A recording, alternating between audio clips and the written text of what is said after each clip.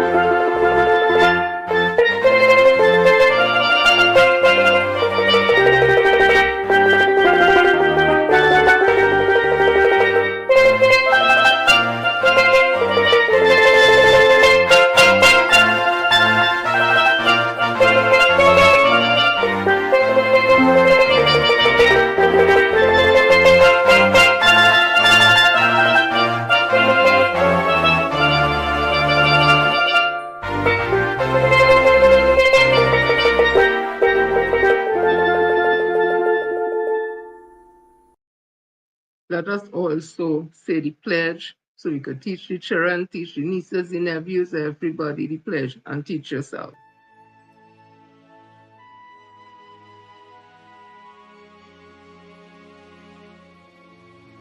I solemnly pledge to dedicate my life to the service of my God and my country. I will honor my parents, my teachers, my leaders and my elders, and those in authority. I will be clean and honest in all my thoughts, my words, and my deeds. I will strive in everything I do to work together with my fellow men of every creed and race for the greater happiness of all and the honor and glory of my country.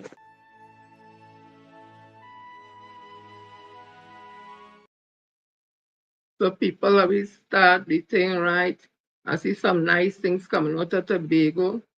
You know, I just always say, no matter what's going on in the world, there's always somewhere something good is happening in the world. It may not be happening with you, but I tell you, it's happening.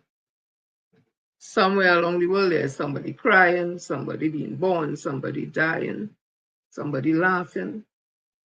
That is just the way the world is, or the way the things are. So let me bring some niceness from Tobago. We're in Tobago in the middle of the ocean. What do you guys do here? Snow cones. And we had a pillory boat on this side. Oh, they got pillory? This guy's an artist. Are these your kids? Yeah, my son here, my daughter's on this side. To the tippy top. I see all the videos, man. Yeah. My wife is over there. Oh, that's your wife making the pillory? Yeah, that's my wife, my smaller daughter, and my elder daughter. What did your dad teach you? Driving boat to sell. Your dad's teaching you a lot. He's a good dad. So you've always done this as a job? Before this, I was a police officer for about 7 years. I have my own business school. I want to be around my family. This is actually making a dream come true and happen. Check the wife. Oh, I never had pillory in the middle of the ocean like this. Welcome. I never had a red pillory. Beetroot. And what's this sauce? Tamarind sauce. And a carrot pillory. Wait, is this common? You're so cute. Wow, that's good. Some of the freshest pillory I ever had. That's loud. When they say, pillory, lash and bite. That guy that makes the drinks is your husband? He cause trouble or no? Nah, trouble, nah. He's a good guy. They got the music blasting. People got their drinks. This place is called the Nylon Pool. It's a shallow spot in the middle of the ocean where people drive their boats to go eat, drink, and party. What a cool life. Best life in the world. I never had the beetroot one. Came up with that. That's an original recipe? Yeah, from us. What's your name? My name is Jay. What's your favorite drink in this whole? I always drink this one. How long you know each other? 2 years now. My wife isn't here today, but she normally be here. Anything you want to say to the kids out there? Choices you make today determine your future. That means you're consistent, huh? Yeah. Sometimes I tell you the fire is hot, you will know the fire is hot unless you get burned. Do you cry? Yeah, I cry inside, not outside anymore. When was the last time some tears came out of your eyes? Yesterday, my wife broke my windshield. She was mad at you? Yeah, she was mad at me, but I wasn't mad. What you do? I went lime a little bit. Stayed out too late? Yeah, too late. You don't horn? I'm a one-burner stove. That means I have one girl. You have plenty burners, you have a lot of trouble. How do you apologize? You don't lash the girls, you lash the girls with your stick. So there's some goodness coming from Tobago and a little humor also. When you're out in Island Pool, please go and give them a sale. Give all the persons out there who are selling their wares, their food stuff, the drinks, give them a shout out. Tell them, let me talk the thing, play the video, right?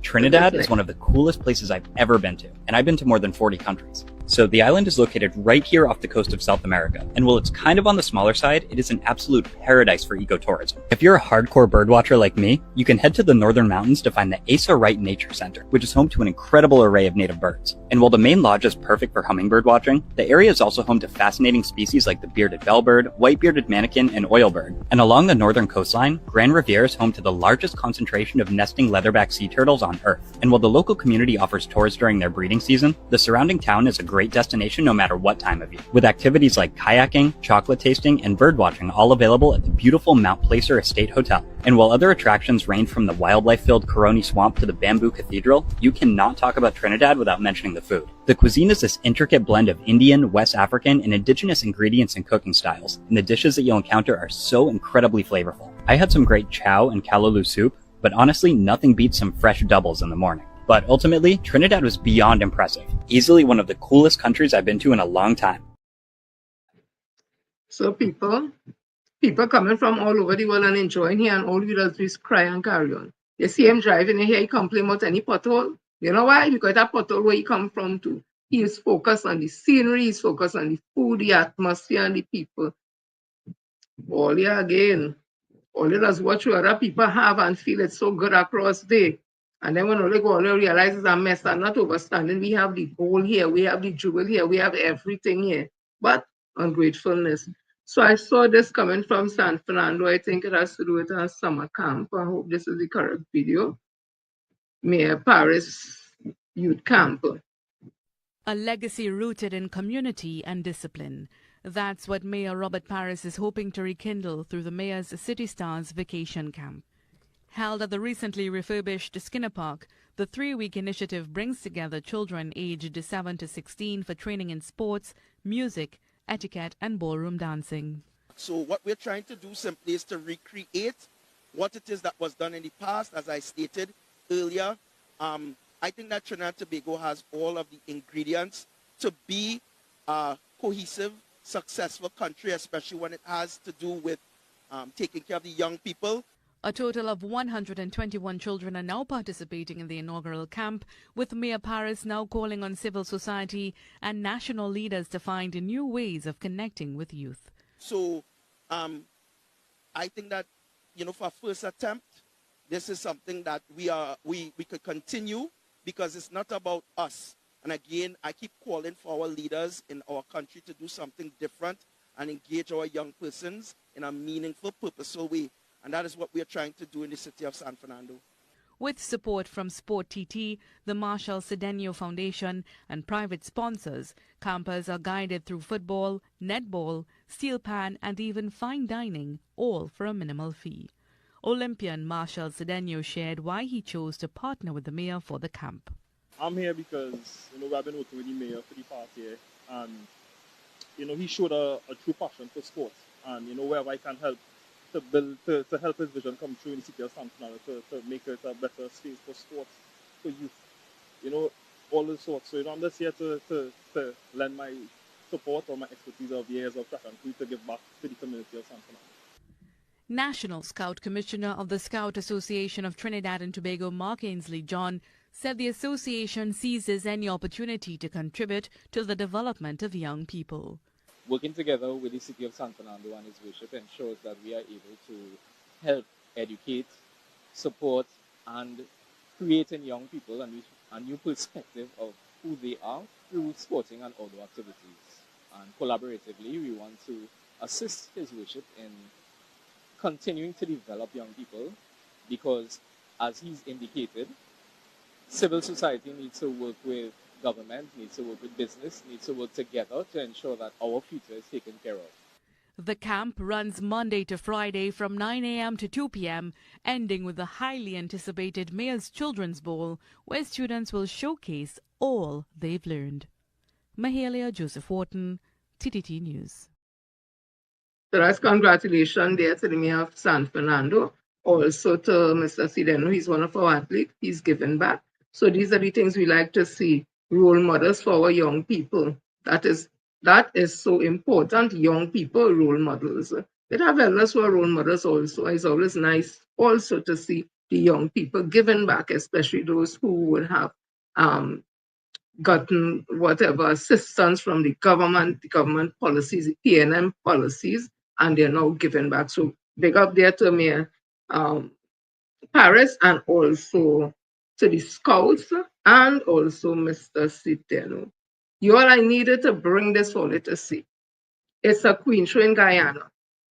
The girl is beautiful, but all I watch this dress, a dress had to bring it. A dress had to bring it. And Best Village, Lauren Rive is around the corner. You know, Lauren Rive gongs and there's always be spectacular, dramatic, creative, everything. So when I saw that, my mind run on Best Village, Lauren Rive people, go out in your numbers and support Miss Lauren Rive. The final thing is the 13th of September. It's either at Napa or Queen's Hall, forgive me. Either one of the two, but I more believe it's Napa. So find out more about it, Best Village Finals of the Land Rive.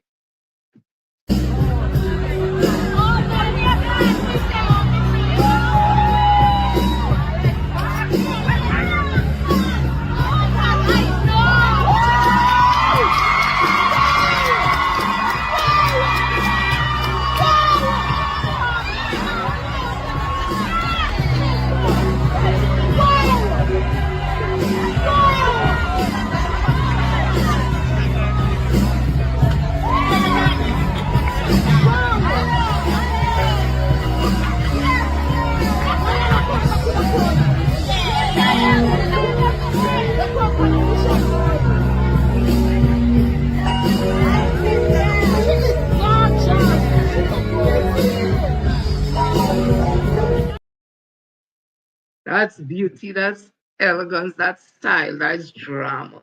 That is the gong. It looked good, whoever the designer, if the person is from Guyana, wherever they're from, great work. It was dramatic as hell.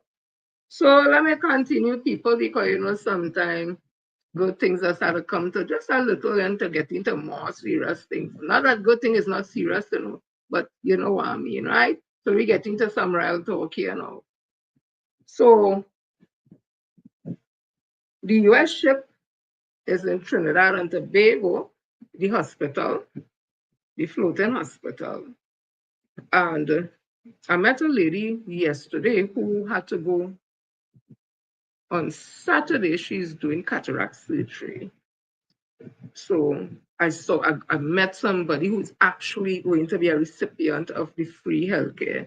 So this was in the Guardian yesterday. US hospital ship in TNT to provide free healthcare.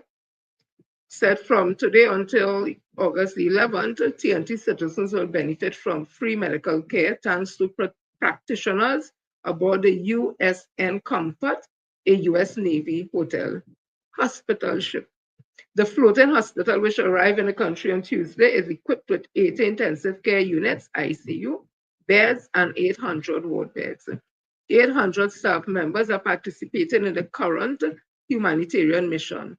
From today through Saturday, those in need of medical services can access free healthcare from the USM Comfort team at the National Academy for the Performing Arts between 8 a.m. and 4 p.m. So that went already. We accept everyone who walks through the front door. On average, at a medical site in Napa, we can average about 500 patients a day. Associate Director of Nursing Services, Lieutenant George Menenga, said yesterday. During a tour of the vessel, Menenga explained that dental care and optometry made up the majority of patients during their humanitarian missions. I would say a bulk of our patients are for vision, 50 so prescription. Okay, I would say a bulk of our patients are for vision. So prescription glasses, that's a very huge need, 40% he shared. He added that pediatric and adult medicine, as well as dental services, are some of the main services. However, patients can also receive care in women's health, ancillary support, dermatology, and cardiology at the site. Surgical operations will occur aboard the ship. Pharmacy technicians on the vessel Benjamin Reason said they had prepared thousands of prepackaged medication kits for patients.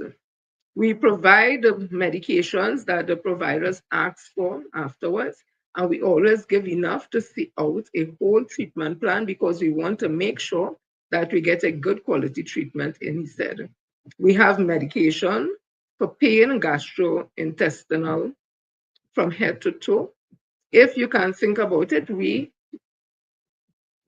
tropical creams, ointments, we are prepared for anything. That's what it's all about. It's readiness, and we are here to help. Trinidad and Tobago medical professionals will also be offering support to the visiting crew. This visit marks the third time the Comfort has provided service for TNT. So, having said that, having read that, I want you all to see this. Let me get it.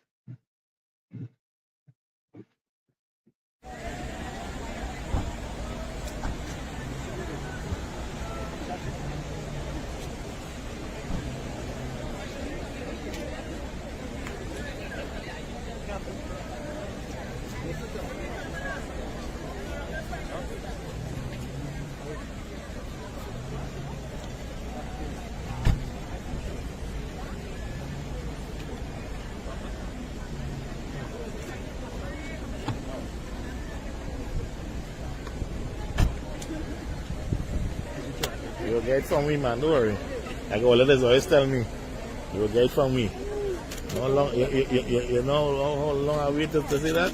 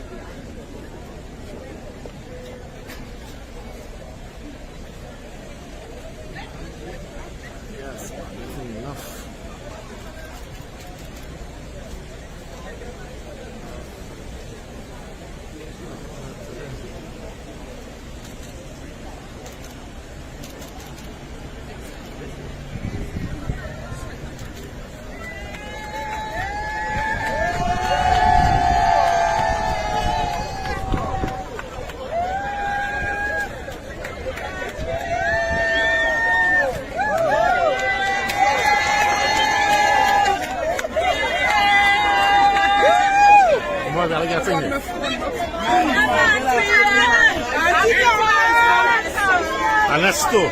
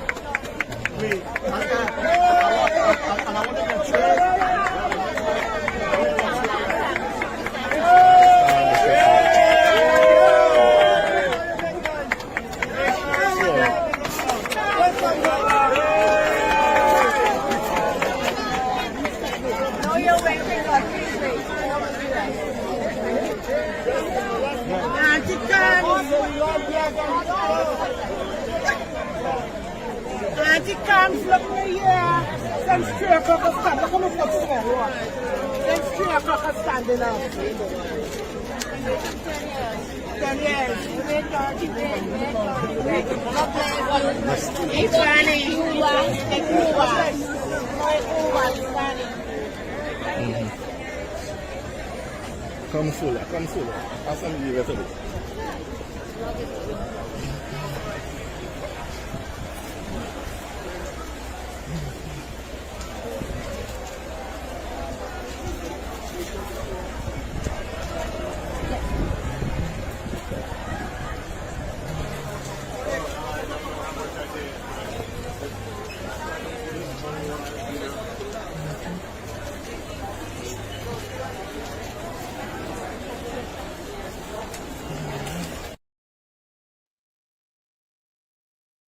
You can understand the excitement people have to get their medical issues treated with and all that. But I wonder if they realize it's not Kamala who bring the hospital here, the floating hospital. I wonder if they realize that because it was here before, you know. The way they get to know and thing and she put on the head and I hear all about, oh gosh, Kamala didn't bring the ship here. She had nothing to do with the ship coming here to help all you. This is the third time the ship come. If you think I'm lying, look, watch this.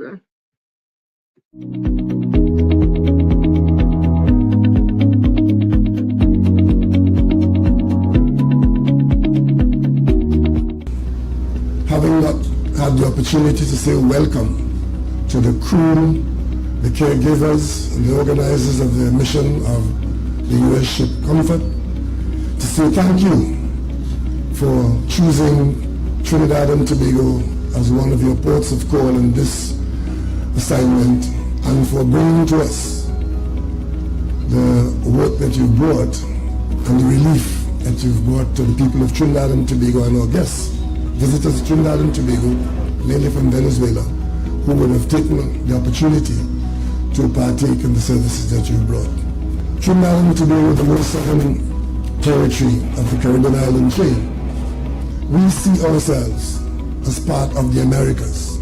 We're 7 miles from South America, 7 miles from Venezuela here in the southland of Trinidad. But we also see our friends and colleagues from the north, from the United States, Canada, Central America, and our friends and colleagues from the South and South America, from Venezuela to Tierra del Fuego. We are all the peoples of the Americas. And we, the small ones on the Caribbean islands, we work and live very closely with our friends and neighbors of the mainland. And you may not know how closely we in Trinidad and Tobago work with the United States and its agencies. But those in Southern Command can tell you what they can tell you. And those in our Defense Force can tell you that we continuously work very closely. The information that I have is that a few thousands of persons would have been in this program, and many of them have experienced life-changing surgeries, and for that, on their behalf, I want to say thank you to the United States, particularly the caregivers and the hospital ship Comfort.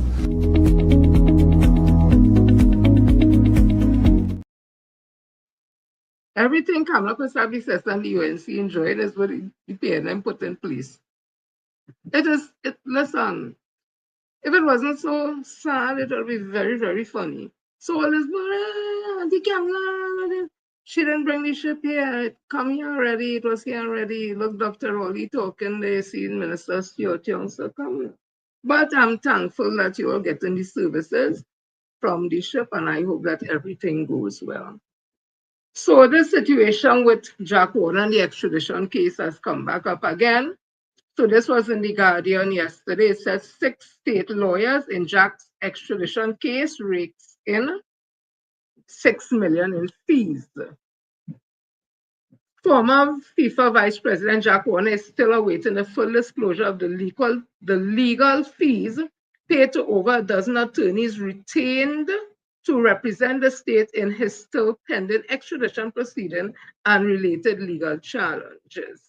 However, from information he had been given so far in the matter, from 2015, when extradition proceedings were instituted, to 2022, when Warner's first legal challenge to his proposed extradition was rejected by the United Kingdom-based Privy Council, 6 lawyers were paid a total of $6,718,720.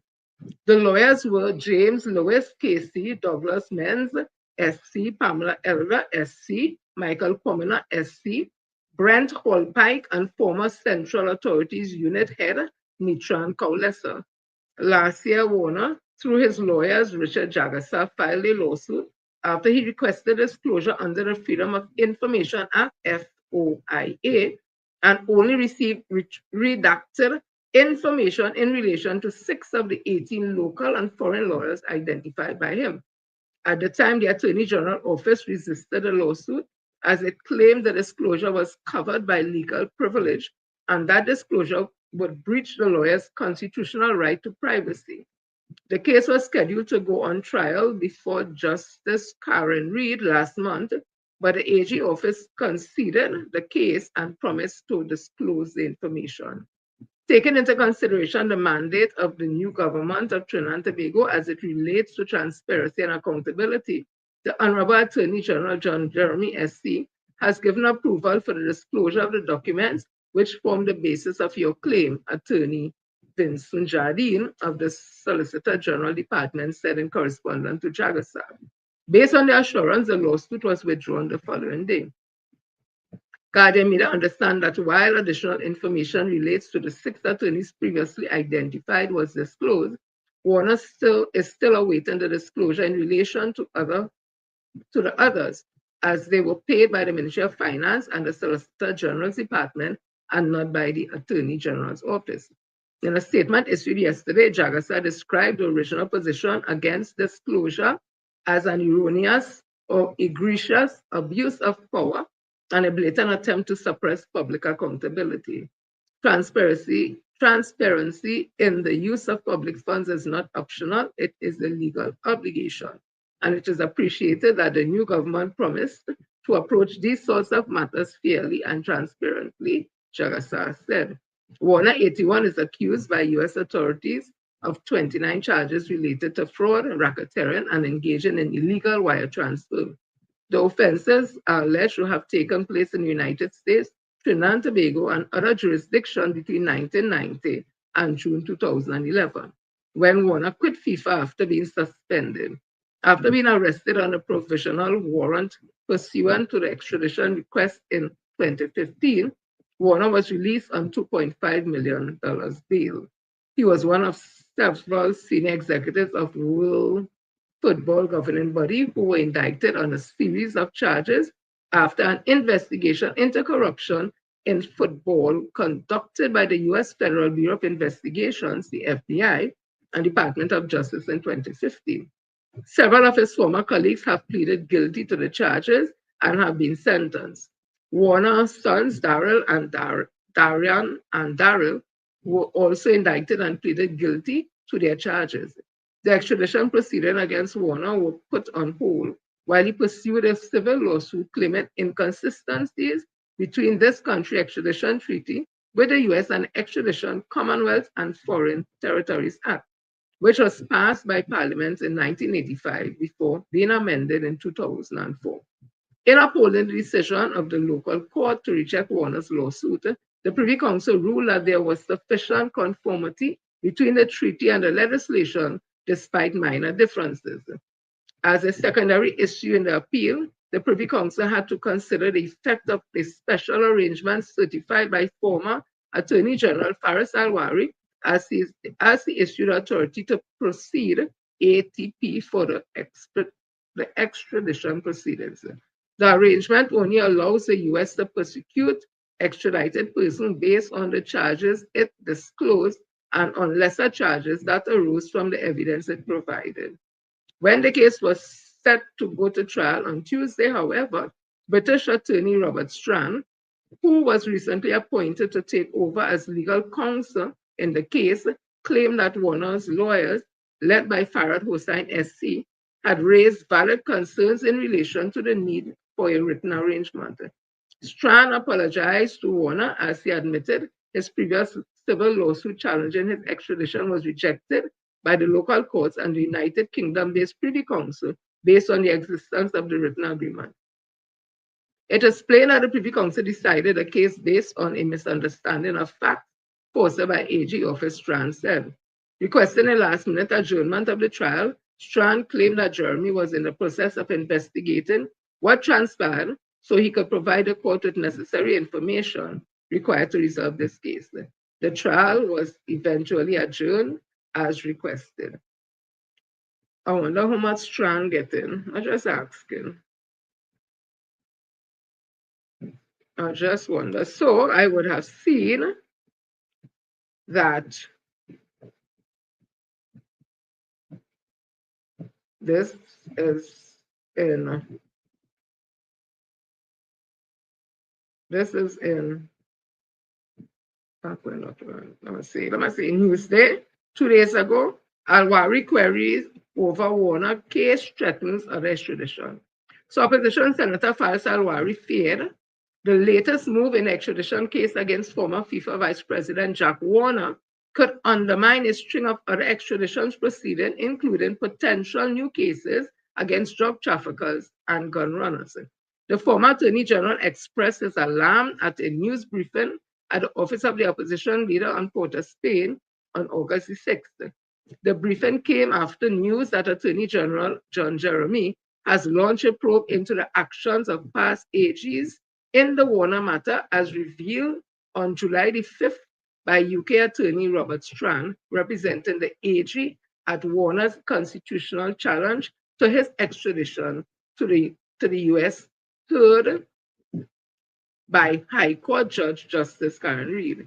Strand told the court that a key document, a US/TT agreement demarcating the offenses for which Warner would face charges in the US, could not be found. He apologized to Warner and requested an adjournment to facilitate Jeremy's investigation to try to locate the missing document. Listen to me now. And even if I read this whole thing, these things that be long, hard. Strand had then seemed to allude to a past misrepresentation by the past AG's office as he apologized to Warner for the fact that the Judicial Committee of the Privy Council was not allowed to make a determination of his case on correct understanding of the facts. Which Strand only apologizing for the higher he to apologize? Nor whether this was done dishonestly or improperly on the part of the Office of the Attorney General is a matter for further investigation by the present occupant of the AG's office. Alwari at length traced the history of the extradition matter, which he said had begun on May 27, 2015, with a provisional warrant to arrest Warner, followed by the US lodging a request for extradition on July 24, 2015. I just want to say this. If Jack Warner, two sons, plead guilty in this thing, and other people plead guilty and all kind of thing. So I just asking a question. So he's the only one innocent. So I just asking. So how he two sons get involved in this whole thing? Them get involved in it on their own. I just asking a question because it behooves me that if his son and them plead guilty, he's the father. He was in FIFA. He was the boss in FIFA. So I don't know. I just asking a question. Then continues.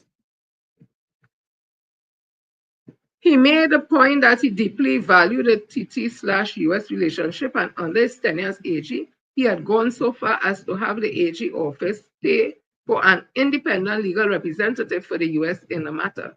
Alwari took issue with Strand's apologizing to Warner, even as Jeremy still had the whole matter under investigation. He cited an affidavit by Graham McLean, former head of the Central Authority in the AG's office, as saying the certificate of specialty for Warner's extradition had in fact mirrored that document as issued in similar cases over the years by past AGs, and so reflected the terms of the TT/US special standing arrangement. McLean said he could not locate the latter document.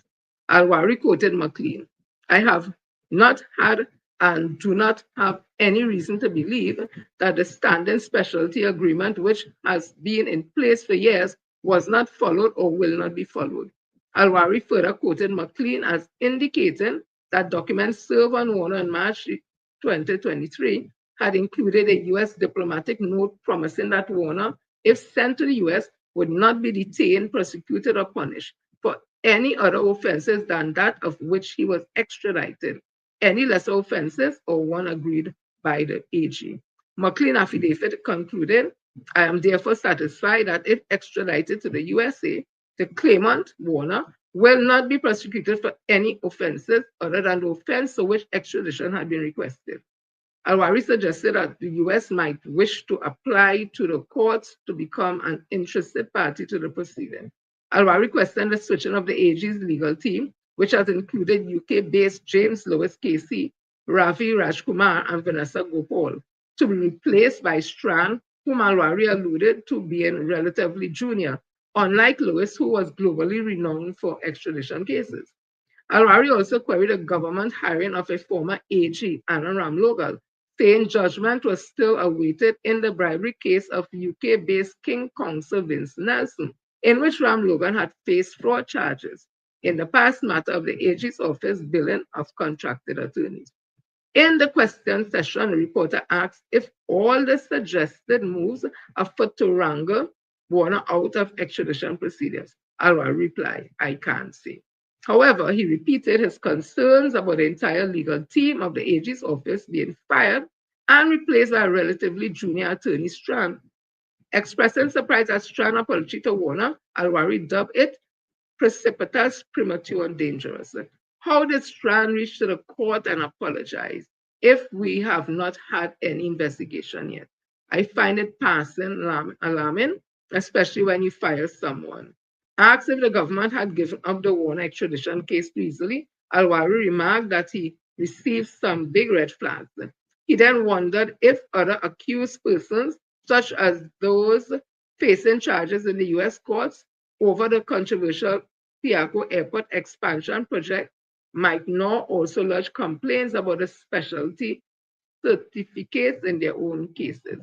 Warner, a former minister in the People's Partnership 2010 to 15, could face charges in the US lower courts for fraud, racketeering, and illegal wire transfer under his tenure at FIFA. Well, we had Section 34, and we, based on the UNC in office 2010 to 15, you can't put nothing past them, but we go see. Me and no lawyer, me and no judge, me and not. I just have ordinary citizen, so let me continue.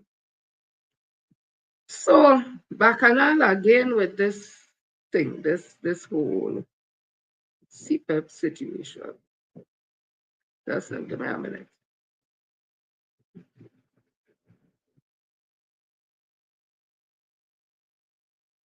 So, it looked like the UNC determined to lock up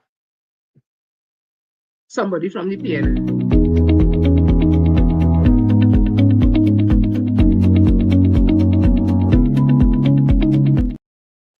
Sorry about that, my hand touched the thing by mistake. Although I'd like to see Dr. Rowley again, but we have a little program here, we have to move with pace. So this was CNC3 News, August the 8th, 2025. Probe Faris.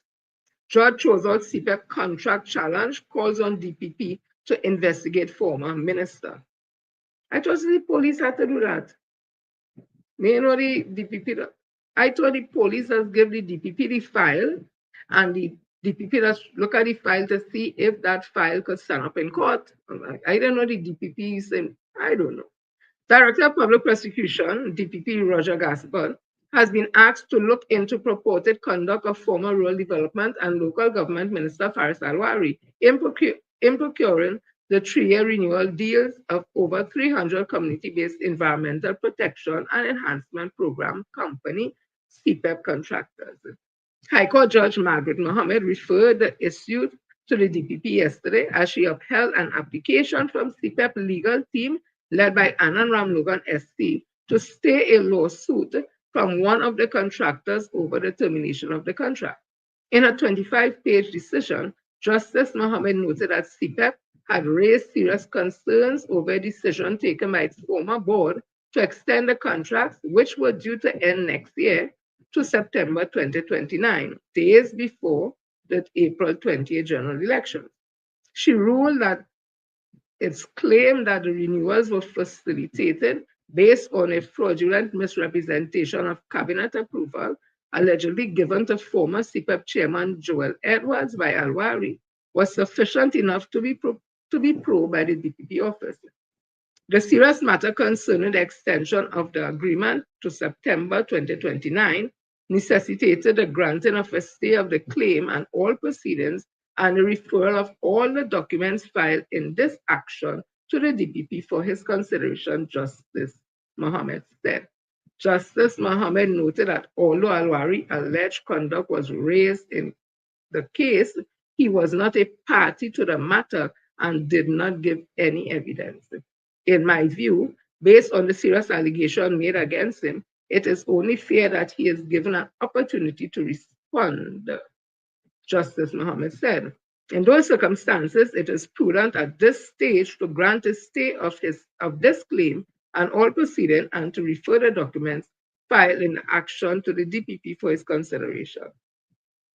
She also found merit in CPEP's claim that Leventhal-based general contracting company Eastman Enterprise Limited, assisted by the People's National Movement, rushed to file a lawsuit when a clause in its contract provided for mediation and arbitration before litigation.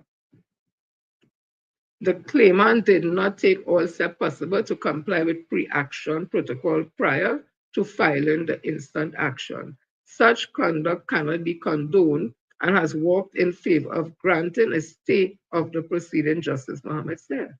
In a statement issued shortly after the decision was handed down, CPEP under continuing CEO Keith Eddy, he sing there, boy, said the company welcomed the development as the issue with the contract renewals was serious and set a dangerous precedent for corporate governance. CPEP stands ready, willing, and able to assist the DPP Anti-Corruption Negotiating Bureau and the fraud squad with a thorough investigation into this matter, he said. Hey, listen to me now. I'm not reading this whole thing, right? So, the serious matter concerning extension agreement, okay, right, I read that already. So basically, they have a stay of this whole situation, and they continuing to say that is the defendants, the defendants or the claimants, that there was no approval and for those contracts, and it was done just so without cabinet approval. You know, if things done without cabinet approval, that could be problems. Okay, so I hear them. So let's see what former Attorney General Alwari said based on what I know already. So this was 20 hours ago. So he came after the story I just read. This is in Newsday. Alwari. 2017 Cabinet Note give CPEP power to hire and fire contractors. So former Rural Development and Local Government Minister Faris Alwari says a proper investigation into an extension of over 300 CPEP contracts was welcome after the High Court ruled that the matter be forwarded to the Director of Public Prosecution for probe on August 7th. Alwari comments came after Justice Margaret Mohammed stayed a lawsuit filed by a Leventhal-based contractor challenging the termination of its contract with the CPEP company. The judge ruled that the contractors was bound by his agreement with the company to seek mediation before the court action was taken against CPEP. In addition, the court said allegation made in an affidavit by CPEP CEO Keith Eddy that Alwari and former chairman Joel Edwards had erroneously claimed that cabinet had approved the contract extension was worthy of investigation by the DPP. She ruled that documents related to the allegation be sent to the DPP. In her judgment, Mohammed said while the contractor who brought the case, Eastman Enterprise Limited, was not implicated in any fraudulent activity, it had benefited from the disputed extension and should have been aware of the irregularities. She said Given the serious nature of the allegations and the absence of a sworn affidavits from Alwari, as a former minister, it was in the interest of justice to stay the proceeding. In a statement after the judgment, CPAP called on Alwari to clear the air on the issue, saying it was prepared to cooperate with authorities and any investigation into the matter. In a statement on Monday to Tuesday, August 7th, Alwari said Mohammed said the evidence on the renewal of the agreement currently before the court was set out by CPEP from its CEO Keith Eddy, its corporate secretary head legal Nicole Gopal Singh, and Ministry of Public Utilities Permanent Secretary Neela Ram Akwaru, and the claimant from former CPEP chairman Joel Edwards. Importantly, the judge carefully noted that I, as former line minister for CPEP, am not a party in the Eastman proceeding and have not sworn an affidavits in the action. The judge ruled that it is only fair that in these circumstances that an opportunity be given to respond. Any proper investigation into this welcome. CPET has a continuing duty of full candor and disclosure. Alwari noted that on a previous occasion, former Finance Minister Emble has said that there was a valid and undisturbed 2017 cabinet note from the Ministry of Finance, which, amongst other things, authorizes CPEP to terminate, suspend, and hire contractors. Alwari also noted a cabinet decision by the current government for CPEP funding in the mid-year supplementation of the budget in 2025. It was starkly relevant to note that these cabinet decisions and other critical material have not been disclosed in the Eastman proceeding and were therefore not before Madam Justice Mohammed in her deliberation leading to the ruling today. Public Utility Minister Barry Padarat also commented on the judgment while speaking at a post-media briefing at the Diplomatic Center in Port of Spain. Well, me want to read. So, as far as it's looking, Faris Alwari, former AG and former Minister of Rural Development, is saying that there's some cabinet note and spell out what a cabinet note says. So let me see how this goes. And one more thing I want to say. I've always said, as a union person, read your contract. Everything stems from your contract. If you don't read your contract and don't understand a contract, you will have problems. So I'm just saying based on what I'm seeing here, if your contract states before you take any legal action for any problems or issues you're having, that you must mediate an arbitration first. That means let me talk it out first and let me bring it to your attention, give everybody a chance to talk.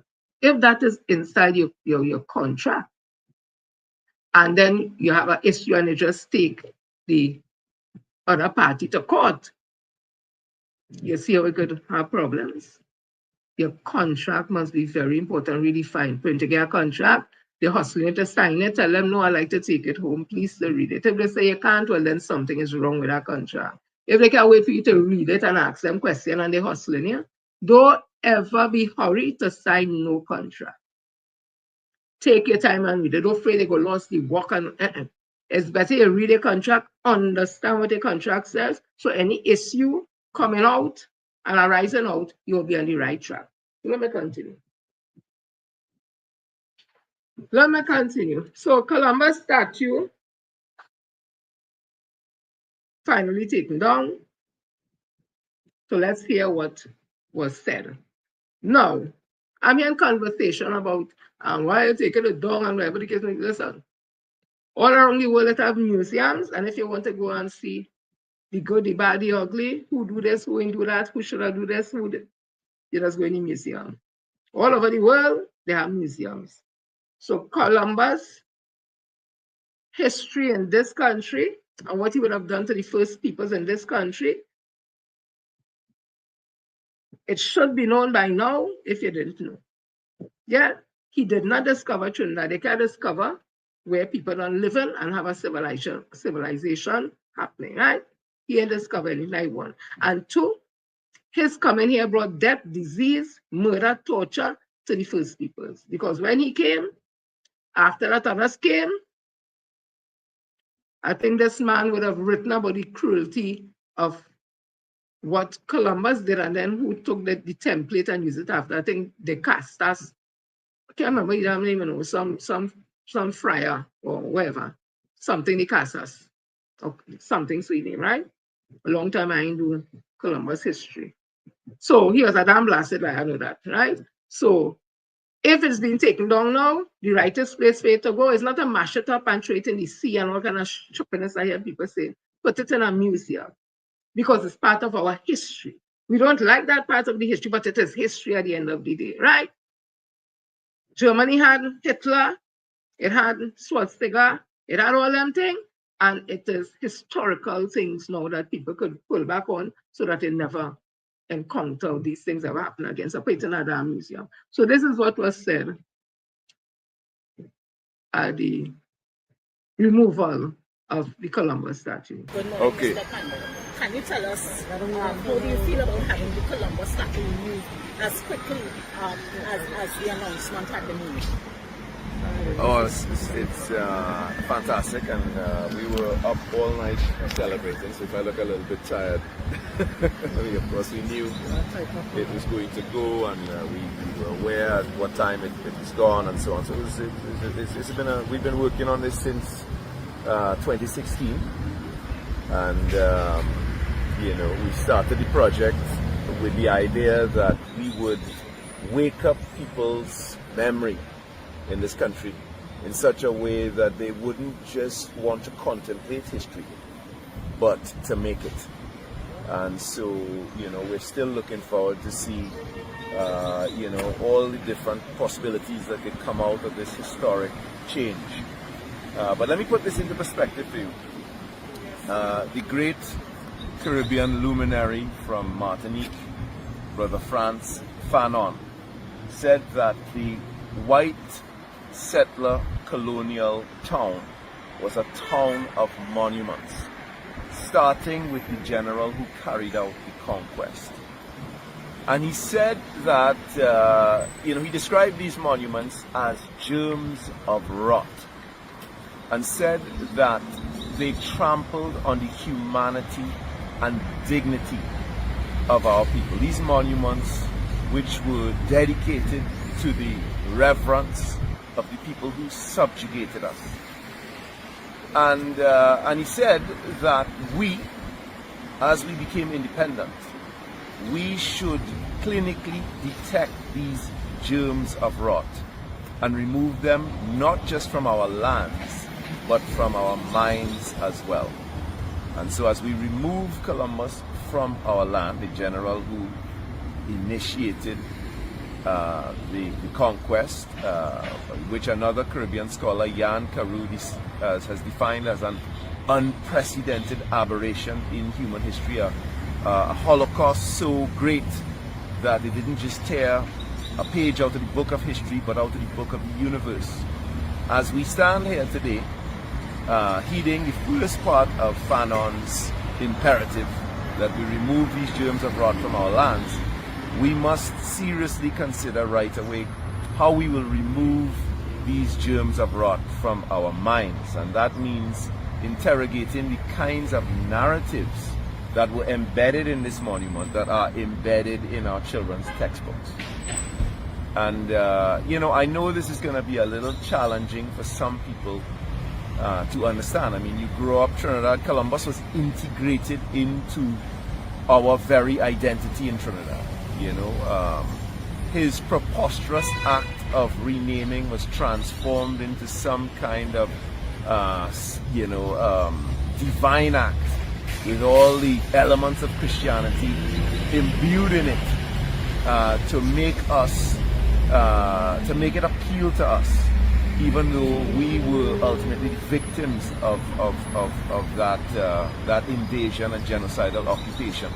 And so a lot of the ways we think about Trinidad, the way we think about ourselves, revolve around this idea of us, God being a Trini, and that having something to do with the fact that, you know, when this island was first seen you know, the Trinity manifested itself to the person who saw it, and so on. So there's a lot of work that we're gonna need to do to transcend the way that history was put to us. And so is that the next project for the Crossroads Freedom Project? Are you going to be pushing forward to have curriculum change? Well, we have always advocated for the two things hand in hand, but I think right now we need to celebrate this victory, this historic change. And I think we always understood, the way we understood it was that if we were to get the society to confront this aspect of our violent colonial past, there would be an automatic reaction, because in doing this and in having to remove this monument, we have to think critically about the way we remember the past. And so it's very, very a very significant development, and I think out of that will naturally flow the kinds of changes that we envision. For example, so people, that is, I think he is Kafra Kambon's son, if I'm not mistaken. He would have given a little more in-depth analysis of what happened with the taking down of the Columbus statue, what it means, and that kind of thing, right? So it's things that we must be aware of at the end of the day, and we mustn't be afraid to talk about these things. It's part of history. We are a young, independent country. We are learning as we go along, and sometimes the journey is not always as smooth as we wanted, but it is what it is. People, again, share the live. If you're on Facebook, share the live. If you're on YouTube, like and subscribe. Don't keep it all yourself. I'm seeing Melka, Denise, Sarah, Shireen. Thank you all. That's what I'm seeing for now on Facebook. So thank you all for always coming to hang and stay with me. I'm sure there are many others that probably I'm not even seeing right now. So I'm seeing you in the Guardian. This was yesterday. Government. Stand your ground bill is not a license to kill. So Homeland Security Minister Roger Alexander has promised that several new anti-crime initiatives will be rolled out in the coming weeks, and citizens will soon begin to see results. And the whole story just run all over the place. Right. Alexander made a commitment on Tuesday evening during the government's public consultation on the proposed Stand Your Ground legislation at the Allyuh East Secondary School. They're trying hard to convince people, but Allyuh East MP, Dr. Rudan Munilal, in his address presented in November 2024 Freedom of Information response from the Trinidad and Tobago Police Service, which stated that 500 home invasions were reported for that year. That's more than one a day, Munilal said, as he criticized the government handling of crime. So what that had to do with Stand Your Ground? In response, just asking a question because we have home invasion laws. In response, Alexander said Commissioner of Police Alistair Guerrero had given a sincere commitment to restoring a level of safety and security not seen before. However, he acknowledged the challenges of managing under-resourced arms of national security. Ooh, he said all that? Wow. It's difficult for me as Homeland Security Minister because the TTPS, the Prison Service, and the Fire Service have all been under-resourced. These things were left behind for years, and now I have to fix it, when I should be concentrating solely on crime, he said. Still, Alexander insisted that progress was being made. Within the next couple of weeks, you will see a number of initiatives coming forward. Everybody asks for a crime plan. Don't talk crime plan with me. You will see the results, he said. Attendees at the consultation raised several questions about the legal implication of killing intruders, whether in private homes, gated communities, or similar scenarios. Minister Alexander clarified that the proposed Stand Your Ground law was not a license to kill, nor a means of arming the population indiscriminately. Really? This is not a killing field law. Really? Well, which part they have it is a killing field law, because when you see what is happening and the cases coming out from there in Florida and those places, one opinion could say it is. I'm just saying. This is about protecting your home, your property, and not encouraging violence. But we already have home invasion laws, don't we? I just asking.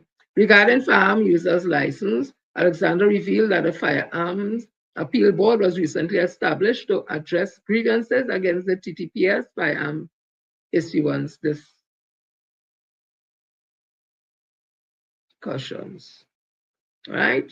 So he's saying there that the stand your ground laws they're proposing is not a license to kill. Okay. Let me hear this one.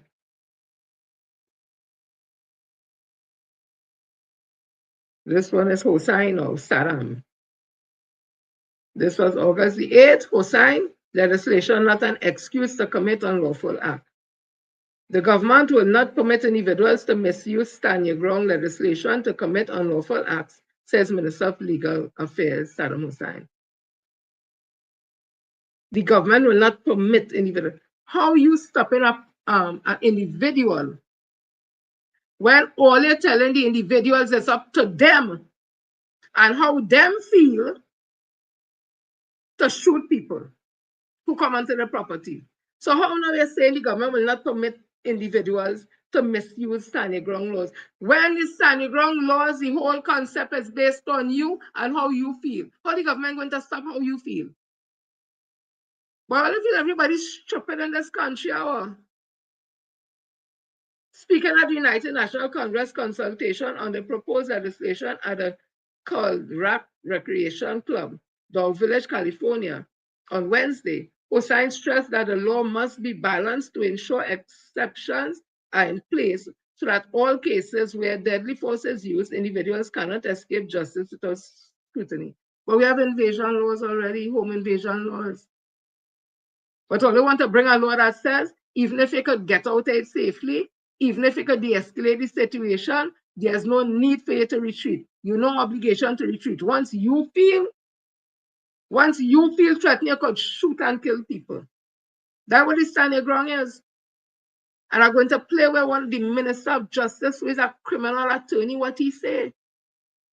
So all they want people to be concerned about that. So coming out to tell me the government wouldn't permit. The government could stop somebody when all they put that law in place from doing what they had to do. Really? Let me just continue. He explained that force cannot be used against someone who has a legitimate right to be on the property. Who's going to determine if they have a legitimate right? Suppose the person on the compound, you and them did get away. You and the person get away. They have a legitimate right to be on the compound. But you and them in some argument and some bacchanal and confusion. And you feel threatened by them. What are you going to do? Listen to me, all they went and vote back the UNC and Ting, or they didn't come out and vote in this and whatever it is, and all they see the mess we in it. All they don't sit down and just allow this stand your ground not apart just because you're hurt. Again, I am not in agreement with crime. I empathize with all who going through whatever challenges, the hurt, the trauma of having lost a loved one, themselves being a victim of crime. I heard this elderly lady, they hold up, take she money and all kind of things. She get up, feeling a pillow and she face after she lock up, she place only and hear they say they cut the burglar proof. I understand that, I hear that, and that is a horrific thing. I'm still saying, however, everybody who legitimately could have a firearm to respond to intruders. Because that's the reason why, to me, they want to get everybody gun. So when intruders come on your property, and if you feel threatened, you could kill them.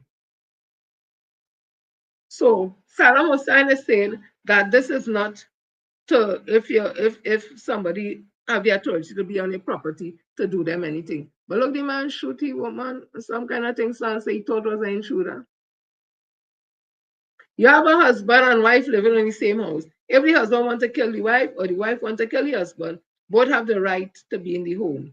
They cannot both claim that they are entitled to use deadly force against each other. However, if the husband tries to kill the wife with a gun and she retaliates, the wife has a right to defend herself. And right there's the problem. Right there's the problem. Because it still comes down to what the person feel, not you, Saddam Hussein, you not in the house, not you, with all due respect, Roger Alexander. All is not the one who will determine these things. So husband and wife have the right to be in the house, say, yeah, and there's a man always beating she. And she wants to get a firearm user's license and say she did feel threatened and just hit him some shots. Or vice versa.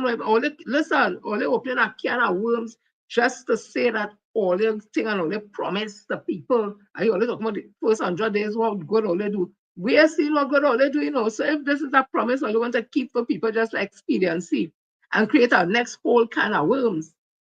Okay. Listen to why this thing is serious. I'm not reading no more in these things. Because what I'm saying it to me not making sense. Listen to this.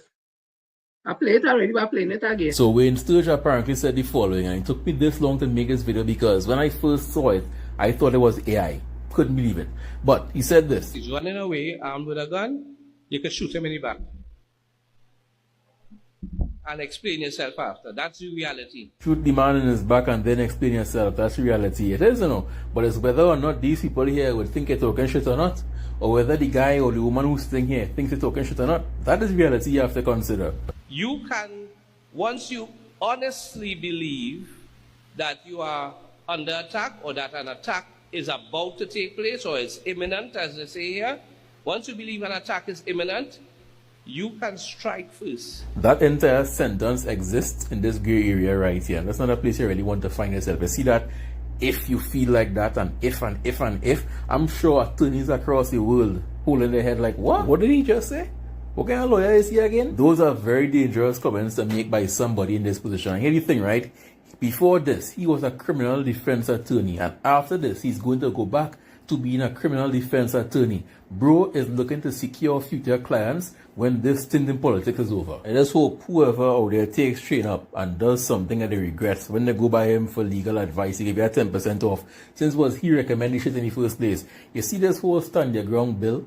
It's going to open up a can of worms that our violent society is not ready for. In other words, man go dead. And they go dead for simple things.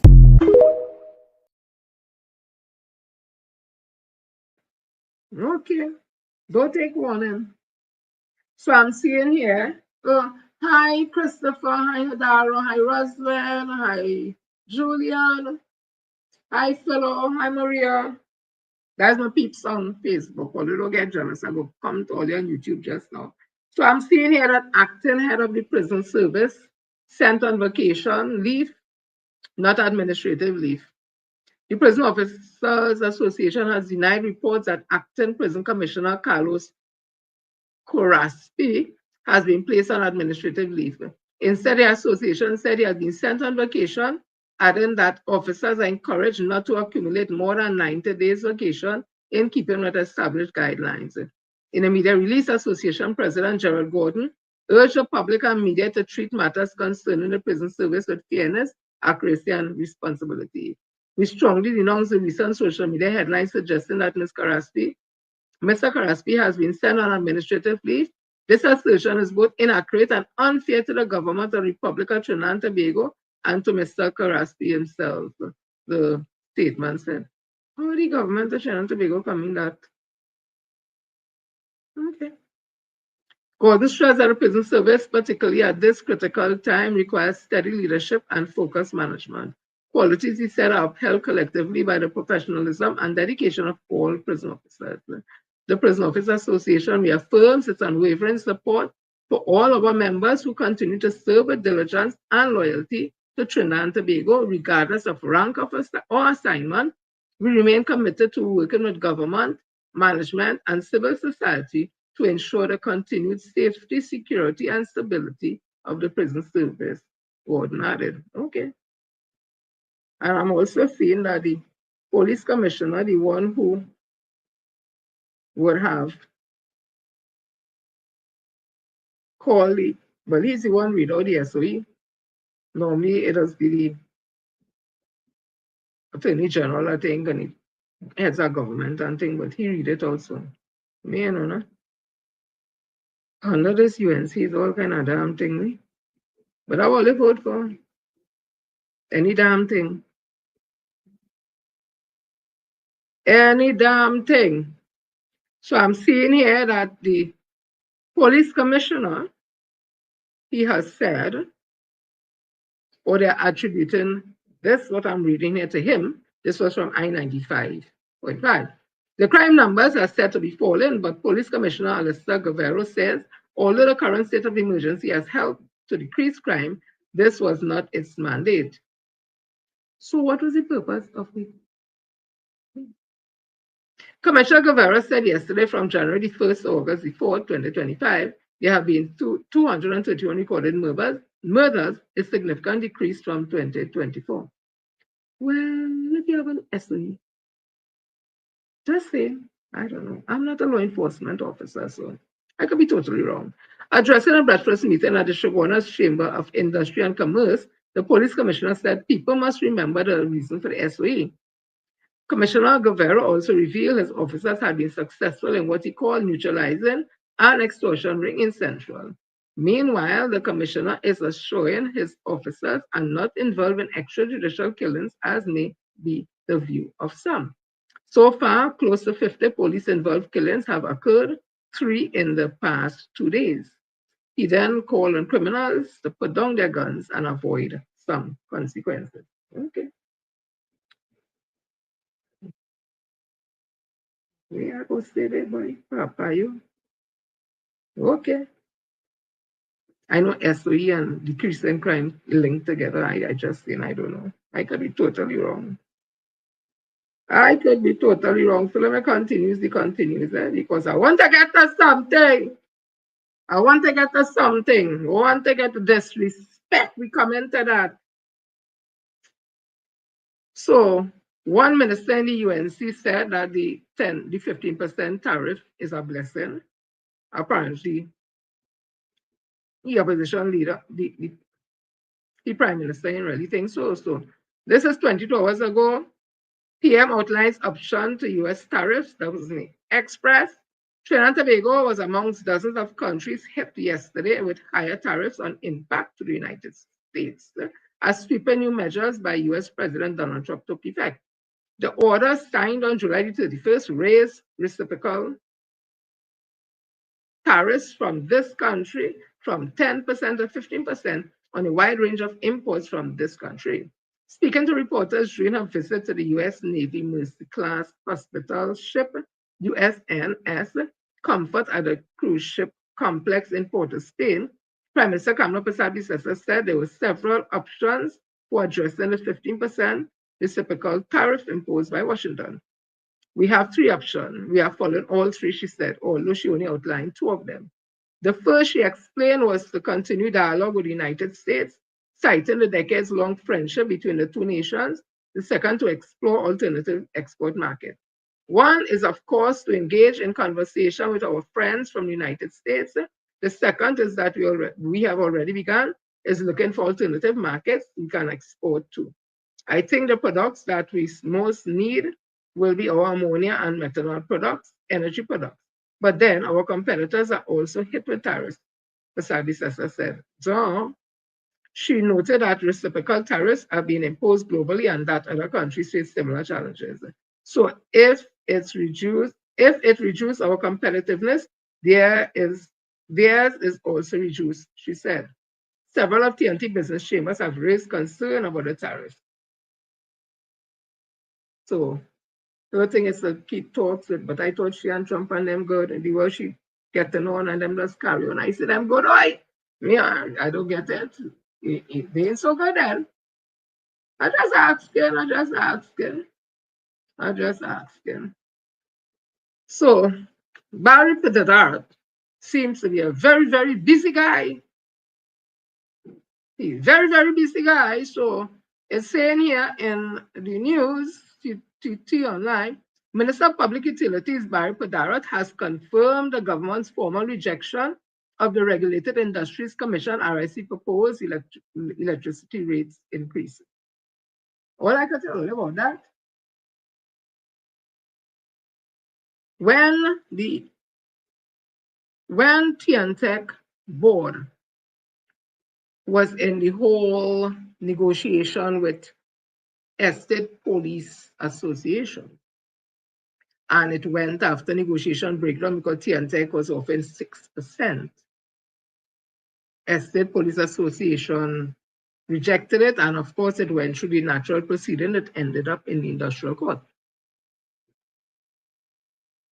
What would have formed the decision of the industrial court that would have given Estate Police Constables Association?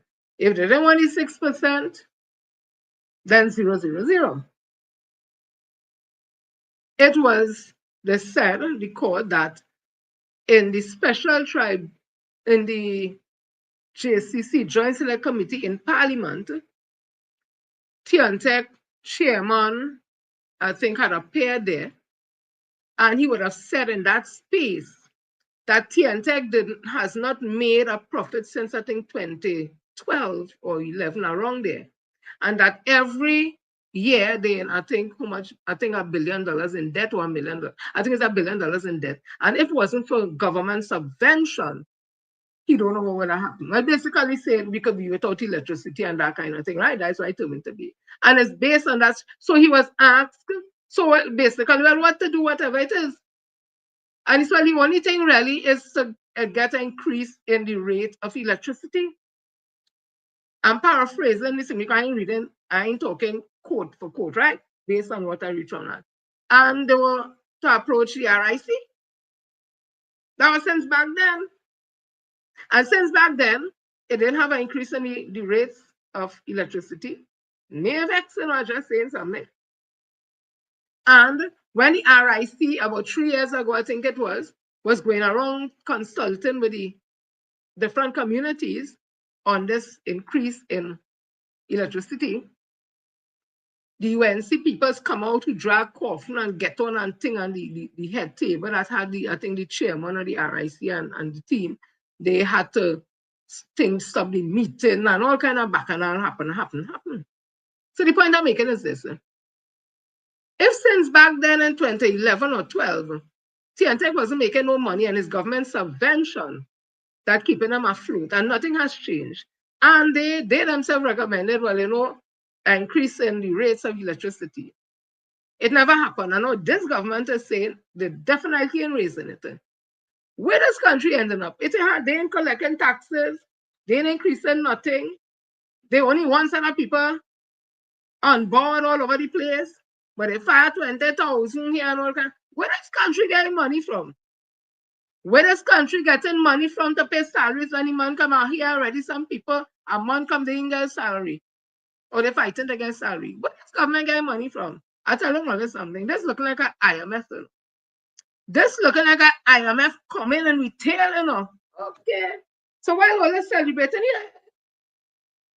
They raise electricity because of all the poor people and the poor people. I hear that. I don't discount that. I ain't discounting that at all. But what I expect to get income from all countries all over the world is taxation. You don't want to pay property tax. You don't want the TTRA. As one of them small countries now implementing them revenue authority, taking it off of, basing it off of what we were having here and all that. Oh, go ahead. Go ahead, I want everything easy. So that is Barry there. The man at the hour. He is the man. When the woman ended, that is the man. The real man. Let me continue, yes, Papa. So I want to read this to you. I want to read this. I comment to the thing, I comment it. Don't worry, yes, I have some time. I comment it. Excuse me. I commented, man. Only wait, Dorothy, wait. Wait, Dorothy, wait. PSA is threatening legal actions.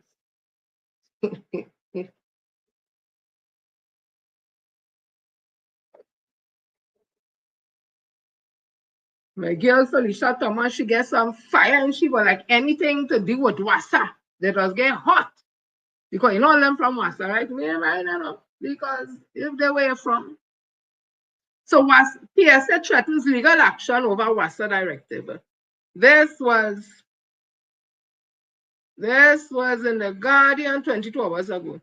The Public Services Association has threatened to take the Water and Sewage Authority, WASA, to the industrial court over what it describes as a clear and direct violation of the registered collective agreement governing promotions and acting appointments. In a letter dated August the 6th and addressed to acting CEO Jivan Joseph, PSA President Felicia Thomas objected to a recent internal directive requiring all proposed promotions and staffing arrangements to first be approved by the CEO office before being submitted to the Human Resource Division.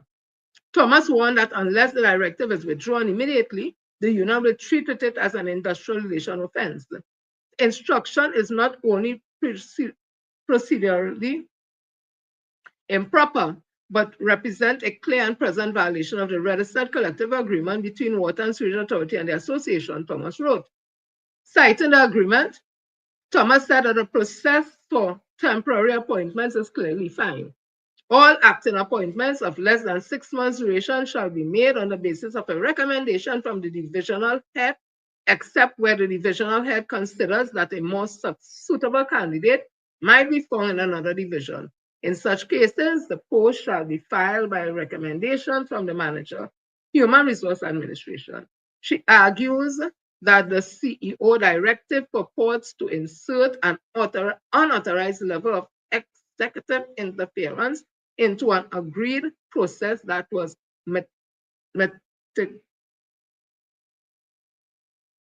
meticulously negotiated and registered under the Industrial Relations Act. The insertion of your office as an approval point asserts the authority of the divisional heads in the management of Human Resource Administration, as specified in the agreement, and constitute a breach of the terms therein. She wrote, calling the move unilateral, improper, and actionable. Is my opinion. She mustn't even write that. The PSA has given WASA until Monday to withdraw the directive and issue a revised communication to managers reaffirming the agreed process for acting appointments. Thomas told Guardian Media that Joseph has since promised the instructions will be rescinded, describing it as an oversight.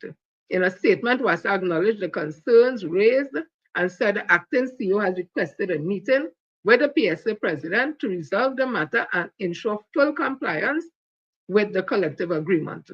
The authority remains fully committed to upholding good industrial relation practices and values the partnership with our workers and their representatives, WASA said, adding that its policies will continue to be guided by fairness, transparency, and adherence to established agreement. Well, I want to say here off the bat, if WASA has a collective agreement with the PSA that spells all the process when treating with appointments and all that, she was very correct to take or threaten to take WASA to court if they did not adhere by the collective agreement. Because that is your agreement. It's just it's a contract and the processes are laid out. So she was very correct to do that. Applaud her for doing that. I want to say that the same zeal that she has in fighting for WASA workers, she don't seem to have that same zeal when she's dealing with public officers. Because public officers has not gotten anything under her stewardship, under the Minister of Labor, who was the president at the time stewardship. They have gotten nothing. But when it comes to WASA, they have put up a fight. They fought for WASA. They fought for the government to stop the remodernization of WASA, and they were successful. They were successful with getting the TTRA stopped. But what about public officers who still on 2013 salaries? I want to ask Miss Felicia Thomas, the president of PSA, who seemed to have gotten some renewed strength because they come at WASA. And again, I say I ain't vexed with you, you're from WASA. WASA members are PSA members, and you have to fight for members. I want to ask her these questions or whether or not there's truth in it, or she could answer it.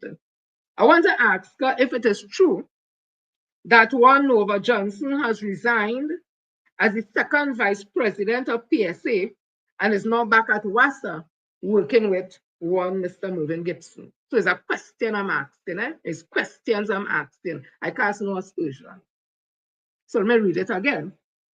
Is it true that Nova Johnson resigned as the second vice president of PSA and is now back at WASA working with Mervyn Gibson? Asking a question. Is it true, Madam President, that Marsha Padilla is acting second vice president of PSA and she's also on a state board? Asking a question. I'm also asking if Ms. Dixian, who is the PSA IRO, if she too is on a state board. All these things are questions.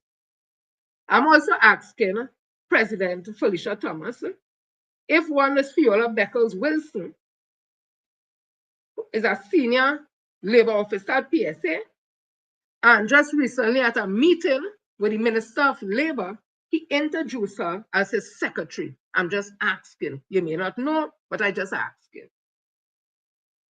I'm also asking Mr. Wendell Sipasad, who is a lawyer, if he is on retainer from the PSA, and if he's now Leroy Batiste consultant, asking questions. I'm also asking him this Wendell Sipasad, who has his own union, it is alleged. So I'm asking questions based on allegations. It is alleged has his own union, that his general secretary is his assistant to the consultant of Minister of Labor. So Wendell Sipasad, it is alleged, who was on retainer, is a lawyer on retainer for the PSA, who has his own union, it is alleged, is now the consultant to Leroy Batiste, who was the president of PSA and who is now the Minister of Labor. And if Mr. Sipasad, general secretary from his union, is his assistant consultant to the Minister of Labor, who was the president of PSA, who Mr. Wendell Sipasad was a lawyer on retainer for PSA. Asking a question. I also want to ask Ms. Felicia Thomas, the president of PSA, whether or not her temporary status as a secretary at WASA, she has now been made permanent. And being made permanent, moving from a range of in 20-something, she's now put in a range, permanent range 66.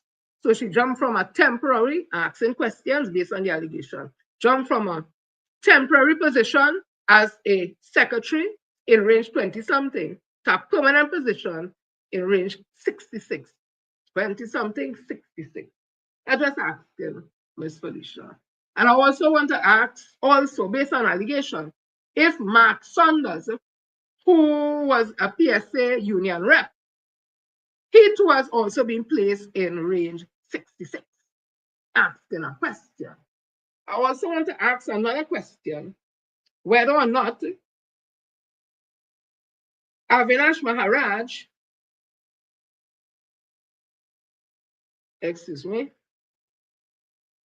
Avinash Maharaj is on the NIB board. Just asking a question based on allegation.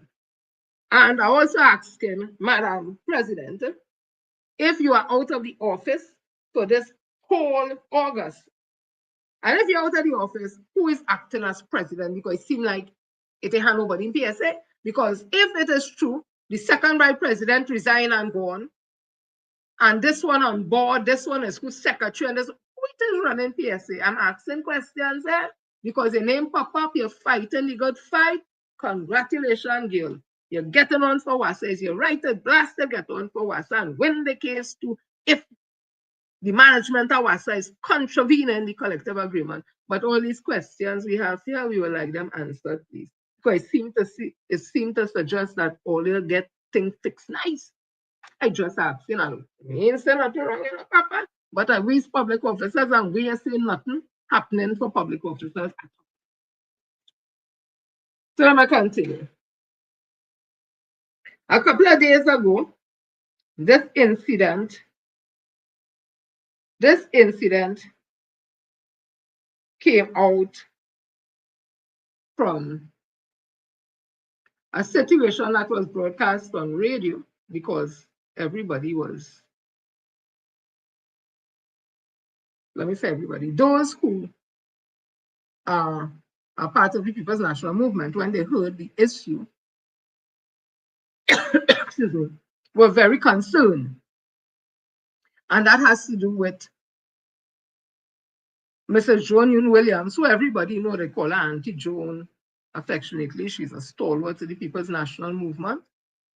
I think it was county development. She was, I think, deputy political leader. She has years of service to the government, the people of Trinidad and Tobago, and to the People's National Movement. We would have heard that she was sent a WhatsApp message, allegedly by one Miss Patricia Alexis, I think the Deputy General Secretary of the People's National Movement, telling her to some words of to the effect, based on what I would have heard, she didn't talk to me, that she's no longer to come to General Council meetings and things like that. And that would have been other persons who she would have called, and they called other persons, and it was ventilated Monday. We heard nothing from the People's National Movement executive until I think it probably was yesterday. And this is what was said. The 7th of August, so that was yesterday. Addressing misinformation in the public domain, he said, the PNM takes careful note of false and unfortunate allegation made in the public domain that a text message was sent by a party official to a known stalwart of the party, Mrs. Joan Williams, debarring her from attending General Council and other meetings of the People's National Movement. The public is advised that no message of this nature was sent to Ms. Joan Williams, who remained a valued and valuable member of the party, held in high esteem, along with members of the ilk of Marilyn Gordon, Orville London, Freddie Ferreira, and Overon Padmo. That such damaging and distressing misinformation should have been presented to the public by those who should know it to be untrue is of particular concern. However, the PNM remains committed to the highest principles of operation in line with our Constitution. Any distress caused to Mrs. Yule Williams by the circulation of these false allegations is regretted, and those perpetrating this rumor are asked to consider its effect on a citizen who has given human service to this country in the political and social spheres. The PNM takes this opportunity to thank Mrs. Joan Williams for her continued service and guidance and looks forward to her further contribution to the party, which are invaluable. And Paris Awari, SC Public Relations Officer. Based on this, what I read here, is it that they're saying that Mrs. Joan Williams lied? Mr. Freddie Ferreira, who called on radio and said he called her and spoke to her and she told him the same story. So he lied. And everybody else who Ms. Williams would have spoken to said all of them lied. It didn't happen. They lied. Okay. They only now hear about this, that only now put out a notice. This was since Monday, Tuesday, Wednesday, only yesterday, to say that people lying. Okay. And it didn't happen. So I just want to read this here.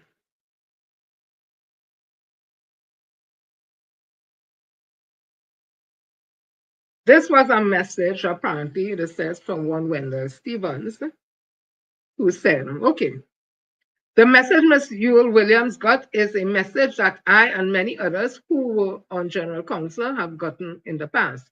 It's standard for these messages to go out when you are no longer part of the WhatsApp group chat. Ms. Williams obviously has not held an executive post for quite a long while, so the message is just that, a message. She has never, to my understanding, been prevented from attending such meetings due to the respect the party has always held for her.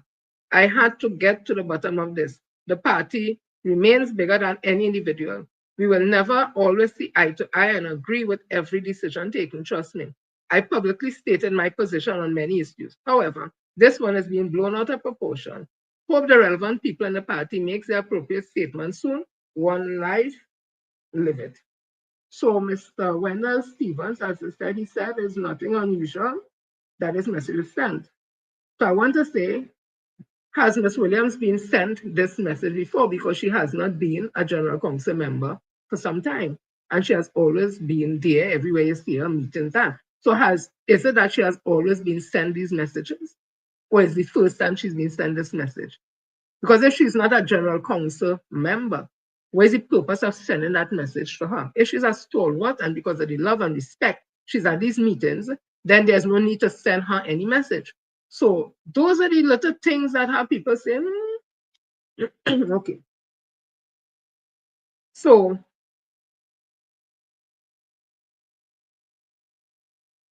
coming out of that, one Miss Hermione Floyd would have written one day ago, good evening to the PNM apologists who don't seem to be able to see further or farther than their noses regarding the current aggressive political climate of 2025, to the point where they are out of touch with the breadth and depth of the division in the PNM caused by these ingrates in office and the consequent bleeding that continues profusely unabated because of their perceived arrogance and hate.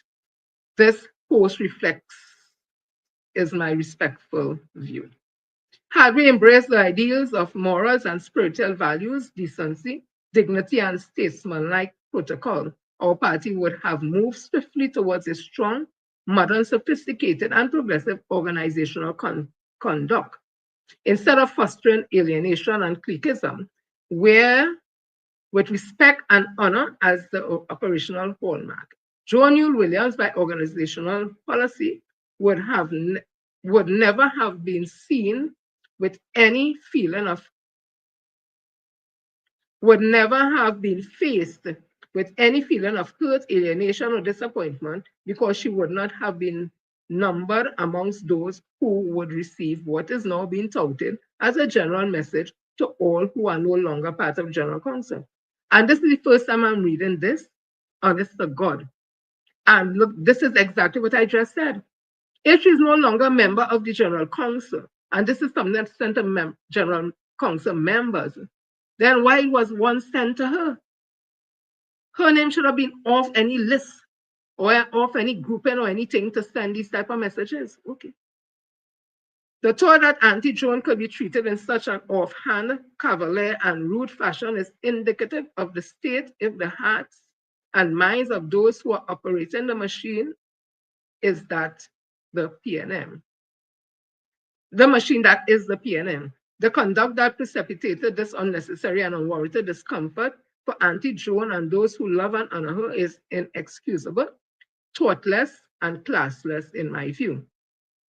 Yes, I saw these two posts on Facebook giving two different narratives on what I now consider to be a debacle. One from a former General Council member, councillor and alderman, whose narrative I referred to earlier in this post, says that Auntie Joan would have received a general letter or message. The other is from an official PNM, said that there's no letter or message, so Auntie Joan has lied to all whom she spoke.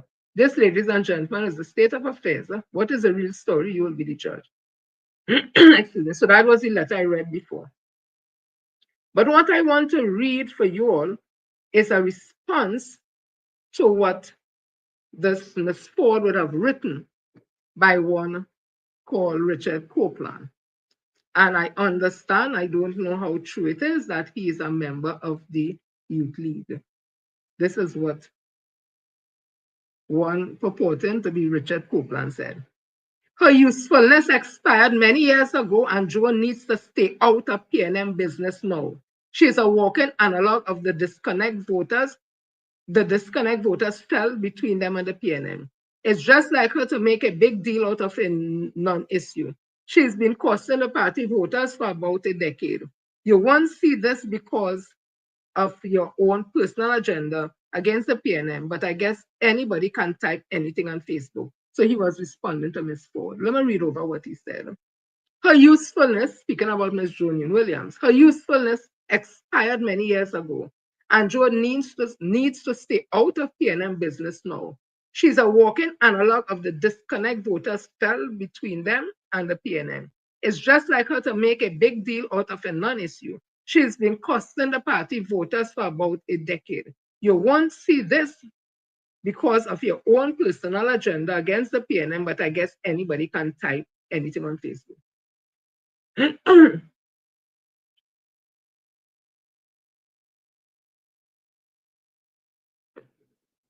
I was told, in fact, I called the person, I was told by an elder that in her constituency, the member of parliament said to them to their face in a meeting, he don't want no old people around him. He only want young people.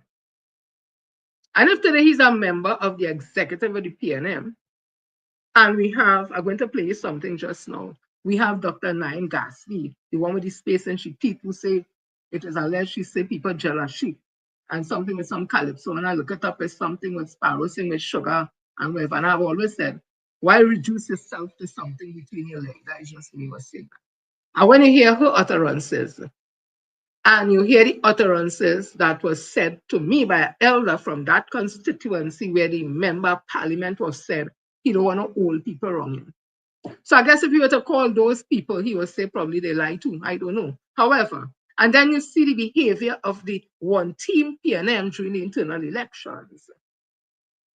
And are you surprised by the comments made by this young chap, if he's a young chap and really from the youth league? So is it that they want to remove anybody that is elder? So probably your age in the PNM, if you're 40 and under, you're welcome. And above that, you're not welcome. Well, if you're in the 60s, I said. I want to tell Mr. Copeland, with all due respect, you see them elders and them always saying, or you saying, is a waste of time, basically, is them that vote PNM religiously. Because young people don't vote PNM religiously. It's them old people, the elders, who are skinning up all their nose at now, who does vote PNM religiously. I understand in the constituency where the one they say he want old people around there. The old people wasn't coming out to vote. And a certain old people went round to the old people and tell them, forget we vote in party. That's how we barely win by 200 and something votes. Me say so, that's what they say. No respect. So that's the Eric Williams party, all they own that penny party. That's not People's National Movement again. That is one team party. Only young people? Okay. Why are we not to believe Ms. Jonian Williams? After we hear and see all the behavior and listen to this.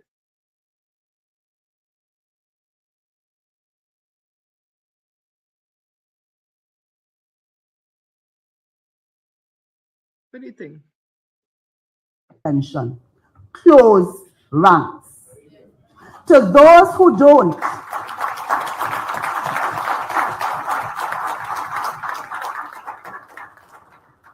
those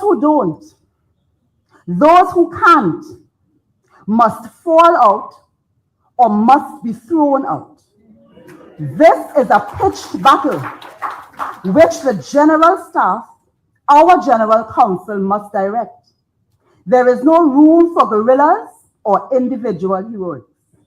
The shock troops must be maintained by supplies behind the lines.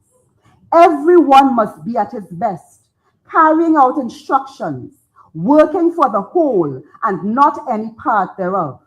There is room neither for the halt, nor the lame, nor the blind, nor for putting the deaf ear to instruction. Tonight I issue the call through this convention The PNM expects every party member, man and woman, to do his duty. Tonight, I give to the party members a 6-point code of responsibility during this period. First, you must be loyal to the ideals and program of the PNM. This is more than a question of lip service or of signing an application form in which you pledge to uphold the ideals and programs of the movement. You are false to your pledge to uphold the movement. You prostitute its ideals and subvert its program if you indulge in the intrigue, the faction, the mauvais langue which have reared their ugly heads in the movement. Well, you hear that? She's the lady vice chair. What she could bring to the Women's League? What them could bring to encourage young people to be respectful to the elders when them disrespecting elders? What motivation them could bring to people to want to vote for the PNM and the kind of way they behaving? Who they going to bring? Who they going to bring? I always said that, you know, I said I was start to run people from Balisay House. I said that some about a month ago, something. I said, me I go in there. Because I was start to run people from Balisay House. Look what happened. The little clique them have, them feel them could win an election, or is it they want PNM to remain in opposition because their feelings, they hate Dr. Rowley and they hate this one, hate that one, so they want to mash up everything. Well, PNM is an institution, you know, and just like the Balisay bonnet, just go back and think, all they can mash up the PNM.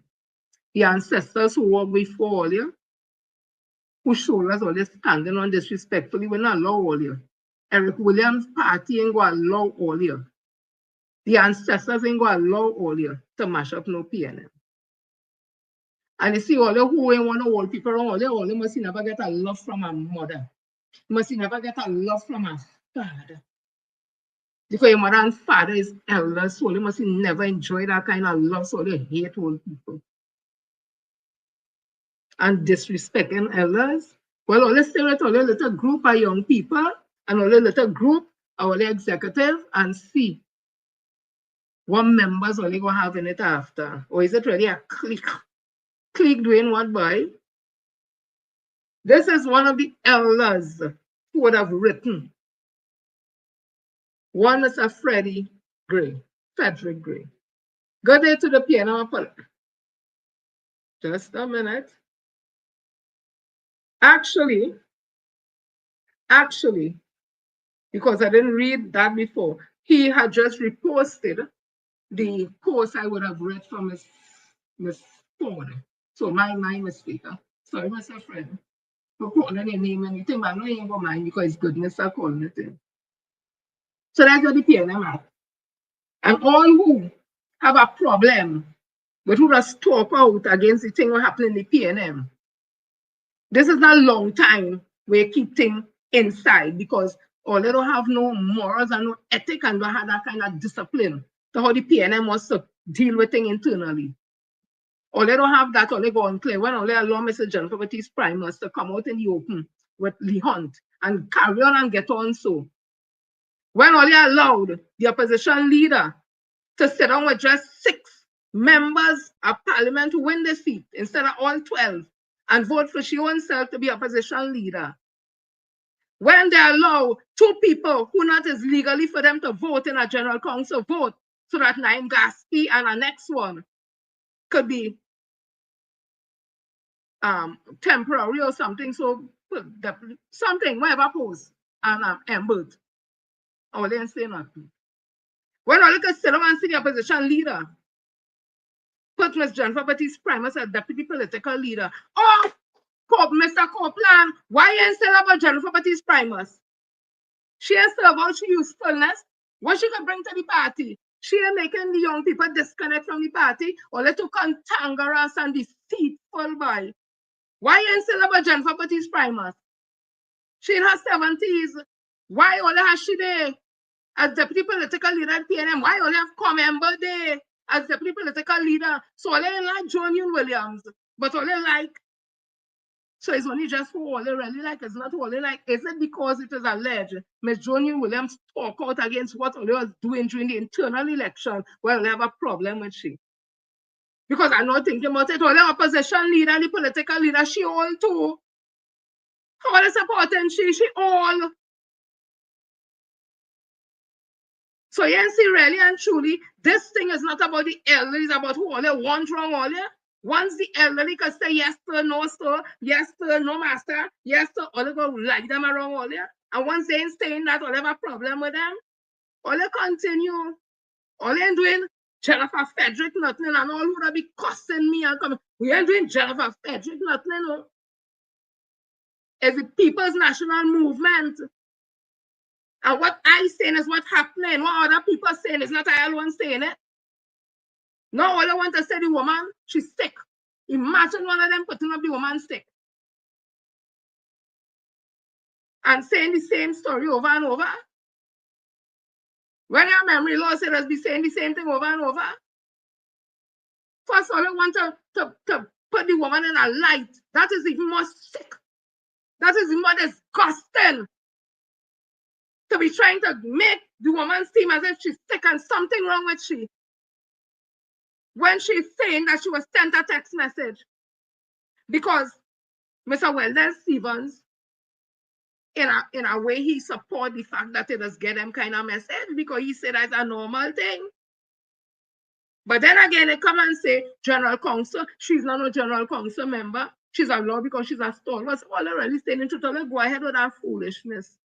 Or let's go ahead with that and feel like we'll take all into office. Or generate young people. Or people on the whole to join the PNM. People fed up. Just how they fed up at the UNC raid themselves, first 100 days, raid themselves and they do good. This is what the UNC do. All this to make people feel just as sick. When they think about the UNC, how they just feel about all there. So the 3 months accomplishment, the UNC, fired over 25, this is somebody make up this list, I didn't make up this list, it is alleged. Fired over 25,000 plus workers, call a SOE, 167 murders in 3 months, 67 kidnapping, call a SOE to so the people cannot protest for the job loss. Use the Commissioner of Police to lie to the state on a destabilizing plot to set up, they call him my name, and they say they get some next one, some work and whatever the case may be. That is somebody put up that list, that is not me. But I could say on my own, what it is UNC celebrating the first 100 days. A SOE, calling the first 2 months or even 2 months, that shows that the government collapsed. Because they used to say about the PNM. And the PNM called a SOE under COVID-19 and one just, so in 9 years, one SOE was called because the other one was about a life and death because due to COVID-19. So you can't count that. That wasn't for crime. That was for COVID-19. So one in 9 years, the People's National Movement called a SOE to treat with the issue of crime. But in 2 months, the UNC called a SOE to treat with the same crime. They were saying the government collapsed, all kind of thing with the PNM, but after 9 years, but 2 months, barely 2 months, all they call a SOE and the government and collapse, all they're wicked, yes. And them in the PNM who doing what they're doing, all they're wicked too. Tell all the people to cuss me on Facebook like if that it making the PNM look worse. Trust me. Because it's the elder who doing the cussing. It making it look worse. But I guess all them might like that because she's supporting all you. And all who cussing people on Facebook because they don't support PNP because like if that is not we right. We're not telling all who to support. So why all they studying who we supporting? We have never tell all come and support Stuart. We don't tell all who to support. We just say who we're not supporting, and that is we right. It's a democratic society we living in. And we just tell all why we not support. Well, I just say why I don't support the political leader. I'm not going to fight she down in the PNM and I not because first of all she don't win no election, a political leader. She went up unopposed. For whatever reason, other people then think. So nobody vote for she. Opposition leader, the way it was done, I think it was very unethical. And if I don't support based on the fact that I find she's a weak leader, I want you to get better at what she does do. And anything looking so, because she on the country again. Only flying all over to get awards. That is my opinion. Only award. I don't know. Like she want to get a pay. Somebody give her. Somebody please give the political leader and opposition leader an honorary PhD. I think that might stop the awards.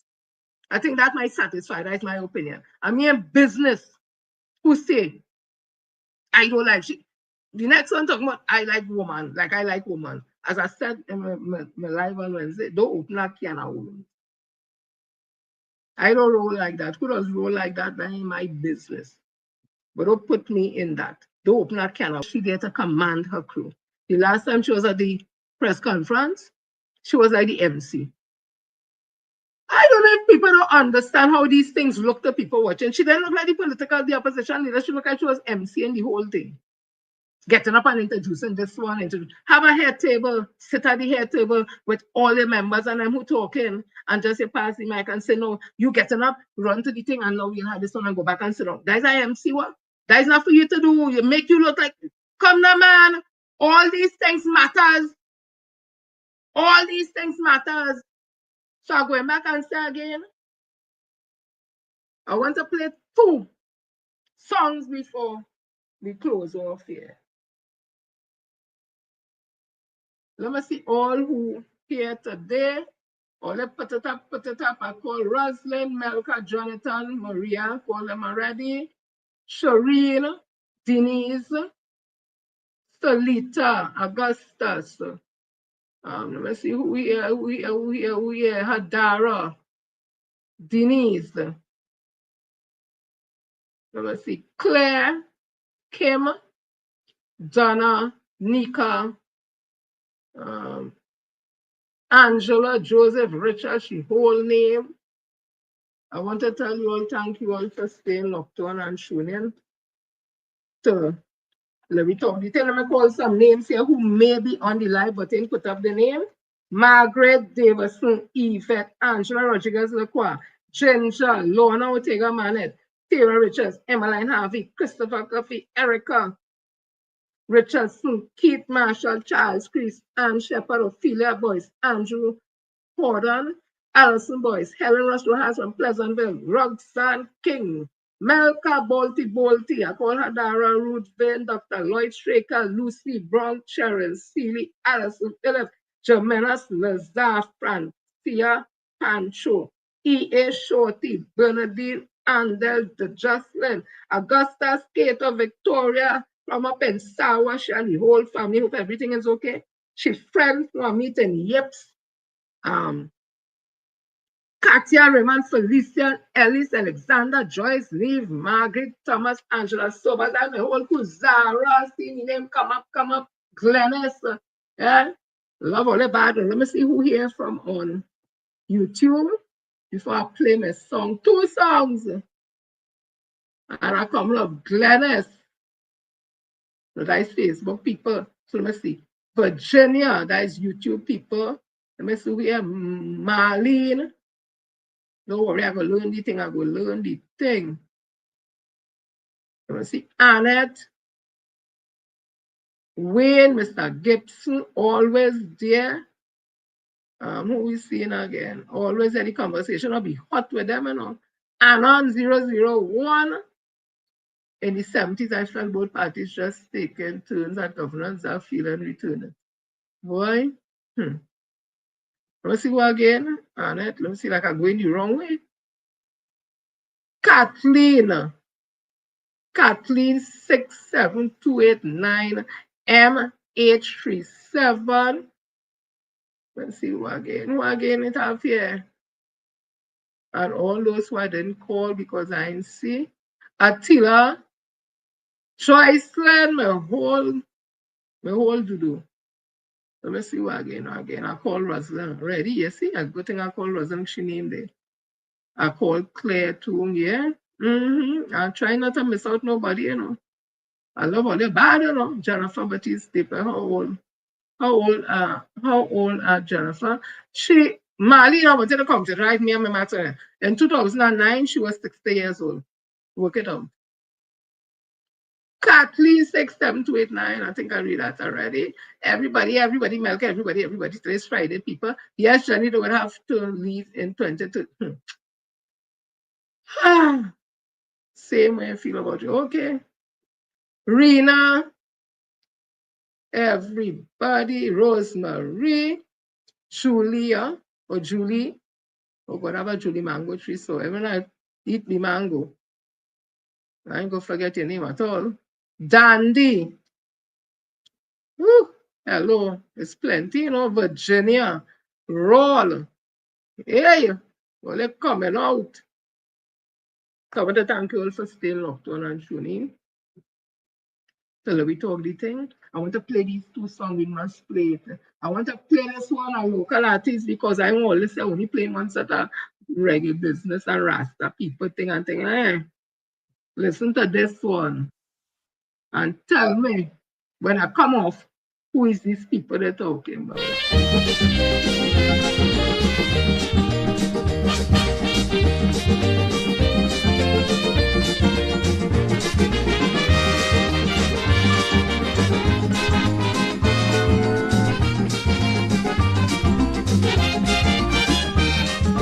When does someone really become a good citizen? I'd like to know for sure. Why when the ordinary man disagrees with the establishment, they call it treason? Why should they persecute a brother for seeking black power? Don't they know a blind man could see that this is blatant hypocrisy? The real traitors and them are all high in society. Yet the government protecting all of them and penalizing you and me. And in a million different ways they violate the law. It's the same good no good bastards who oppress the poor. They sell in black market making excess profit paying a starvation salary. These good citizens are the architects of economic slavery.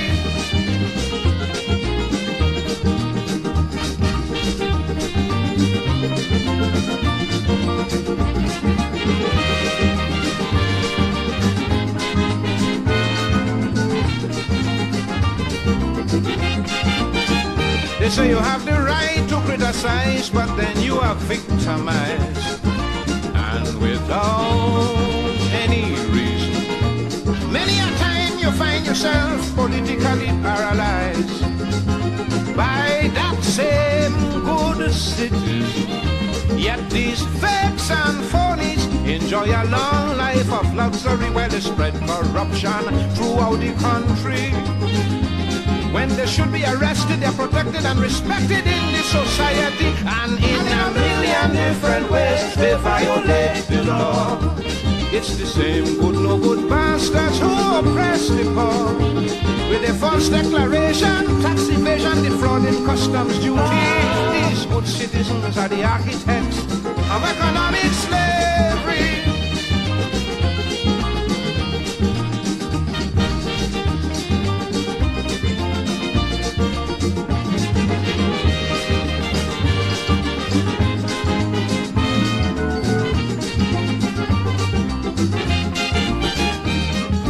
Lust and greed and fraud and strife, they specialize. Double deals, they idolize. If you're brave enough to open your mouth and criticize, one time you are ostracized and or victimized. Still they go unpunished and unaccused of any crime, while on the backs of the ordinary man these vultures climb. They use the riches and the power, make a mockery of the law and have the law protect them same time. In a million different ways they violate the law. It's the same good no good bastards who oppress the poor. They controlling bootlegging, dope peddling, prostitution and piracy. These good citizens are the architects of economic slavery.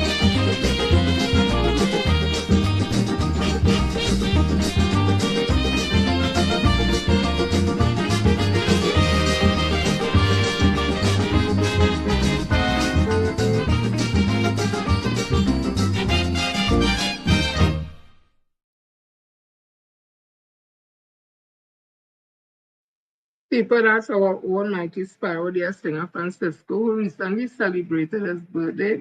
Good citizen.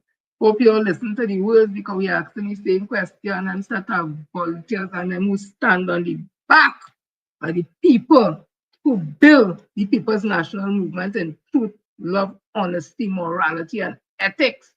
Dr. Eric Williams said this party is not an ordinary party, it's a party for everybody, every creed and race could be a part of the People's National Movement.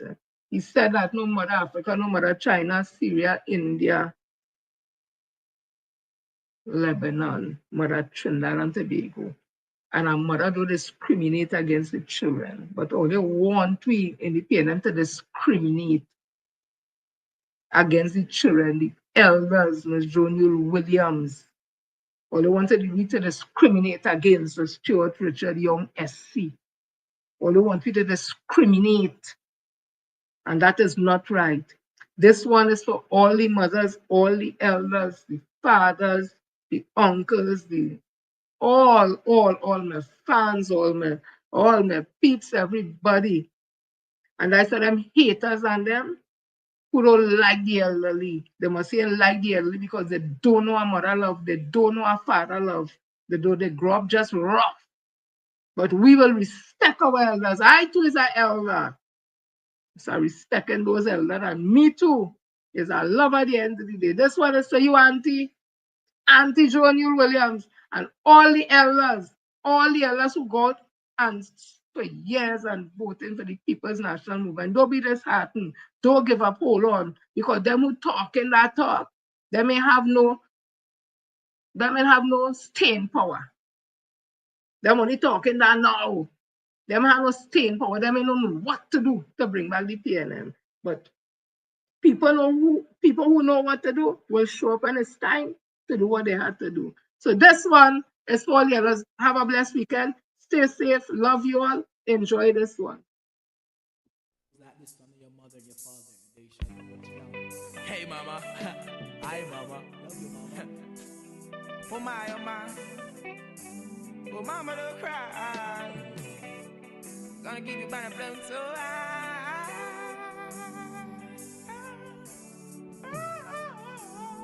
Reaching out to all the mothers in the world. Sometimes it's just the way things are to be, yeah. Thank you, mama, for the 9 months you carried me through. All those pain and suffering. No one knows the pressure you bear, just only you. Give you all my love, oh yeah.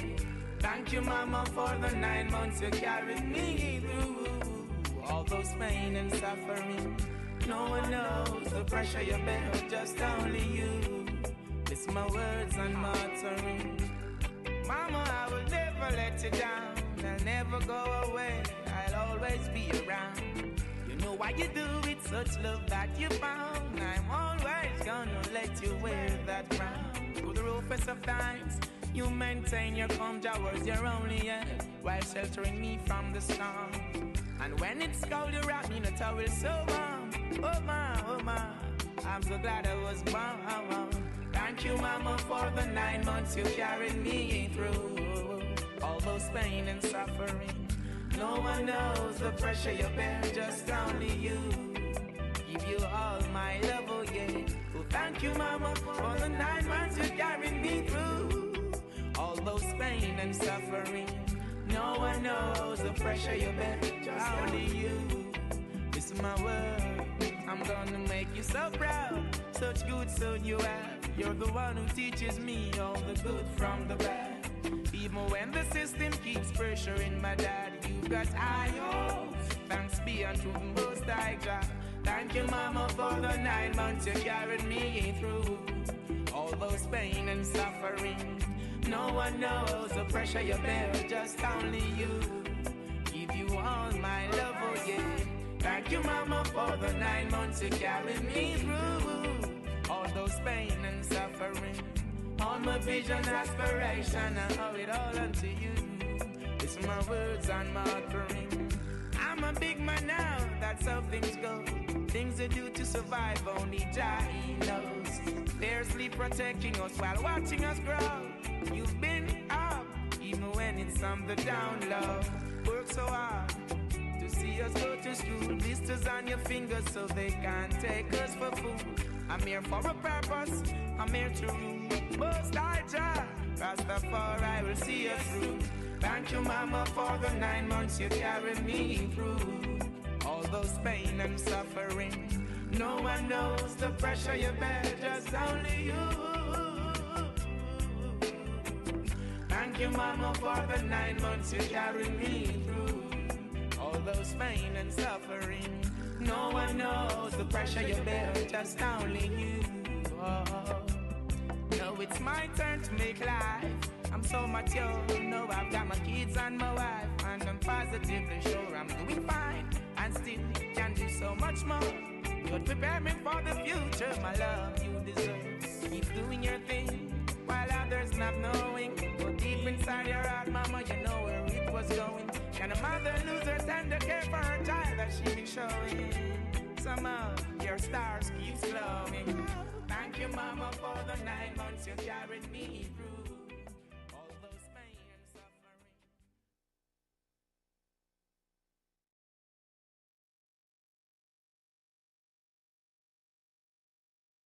Much love, all mothers. You don't have to make a child to be a mother. We are mothers. Love you all. See you all on Monday, God's Day.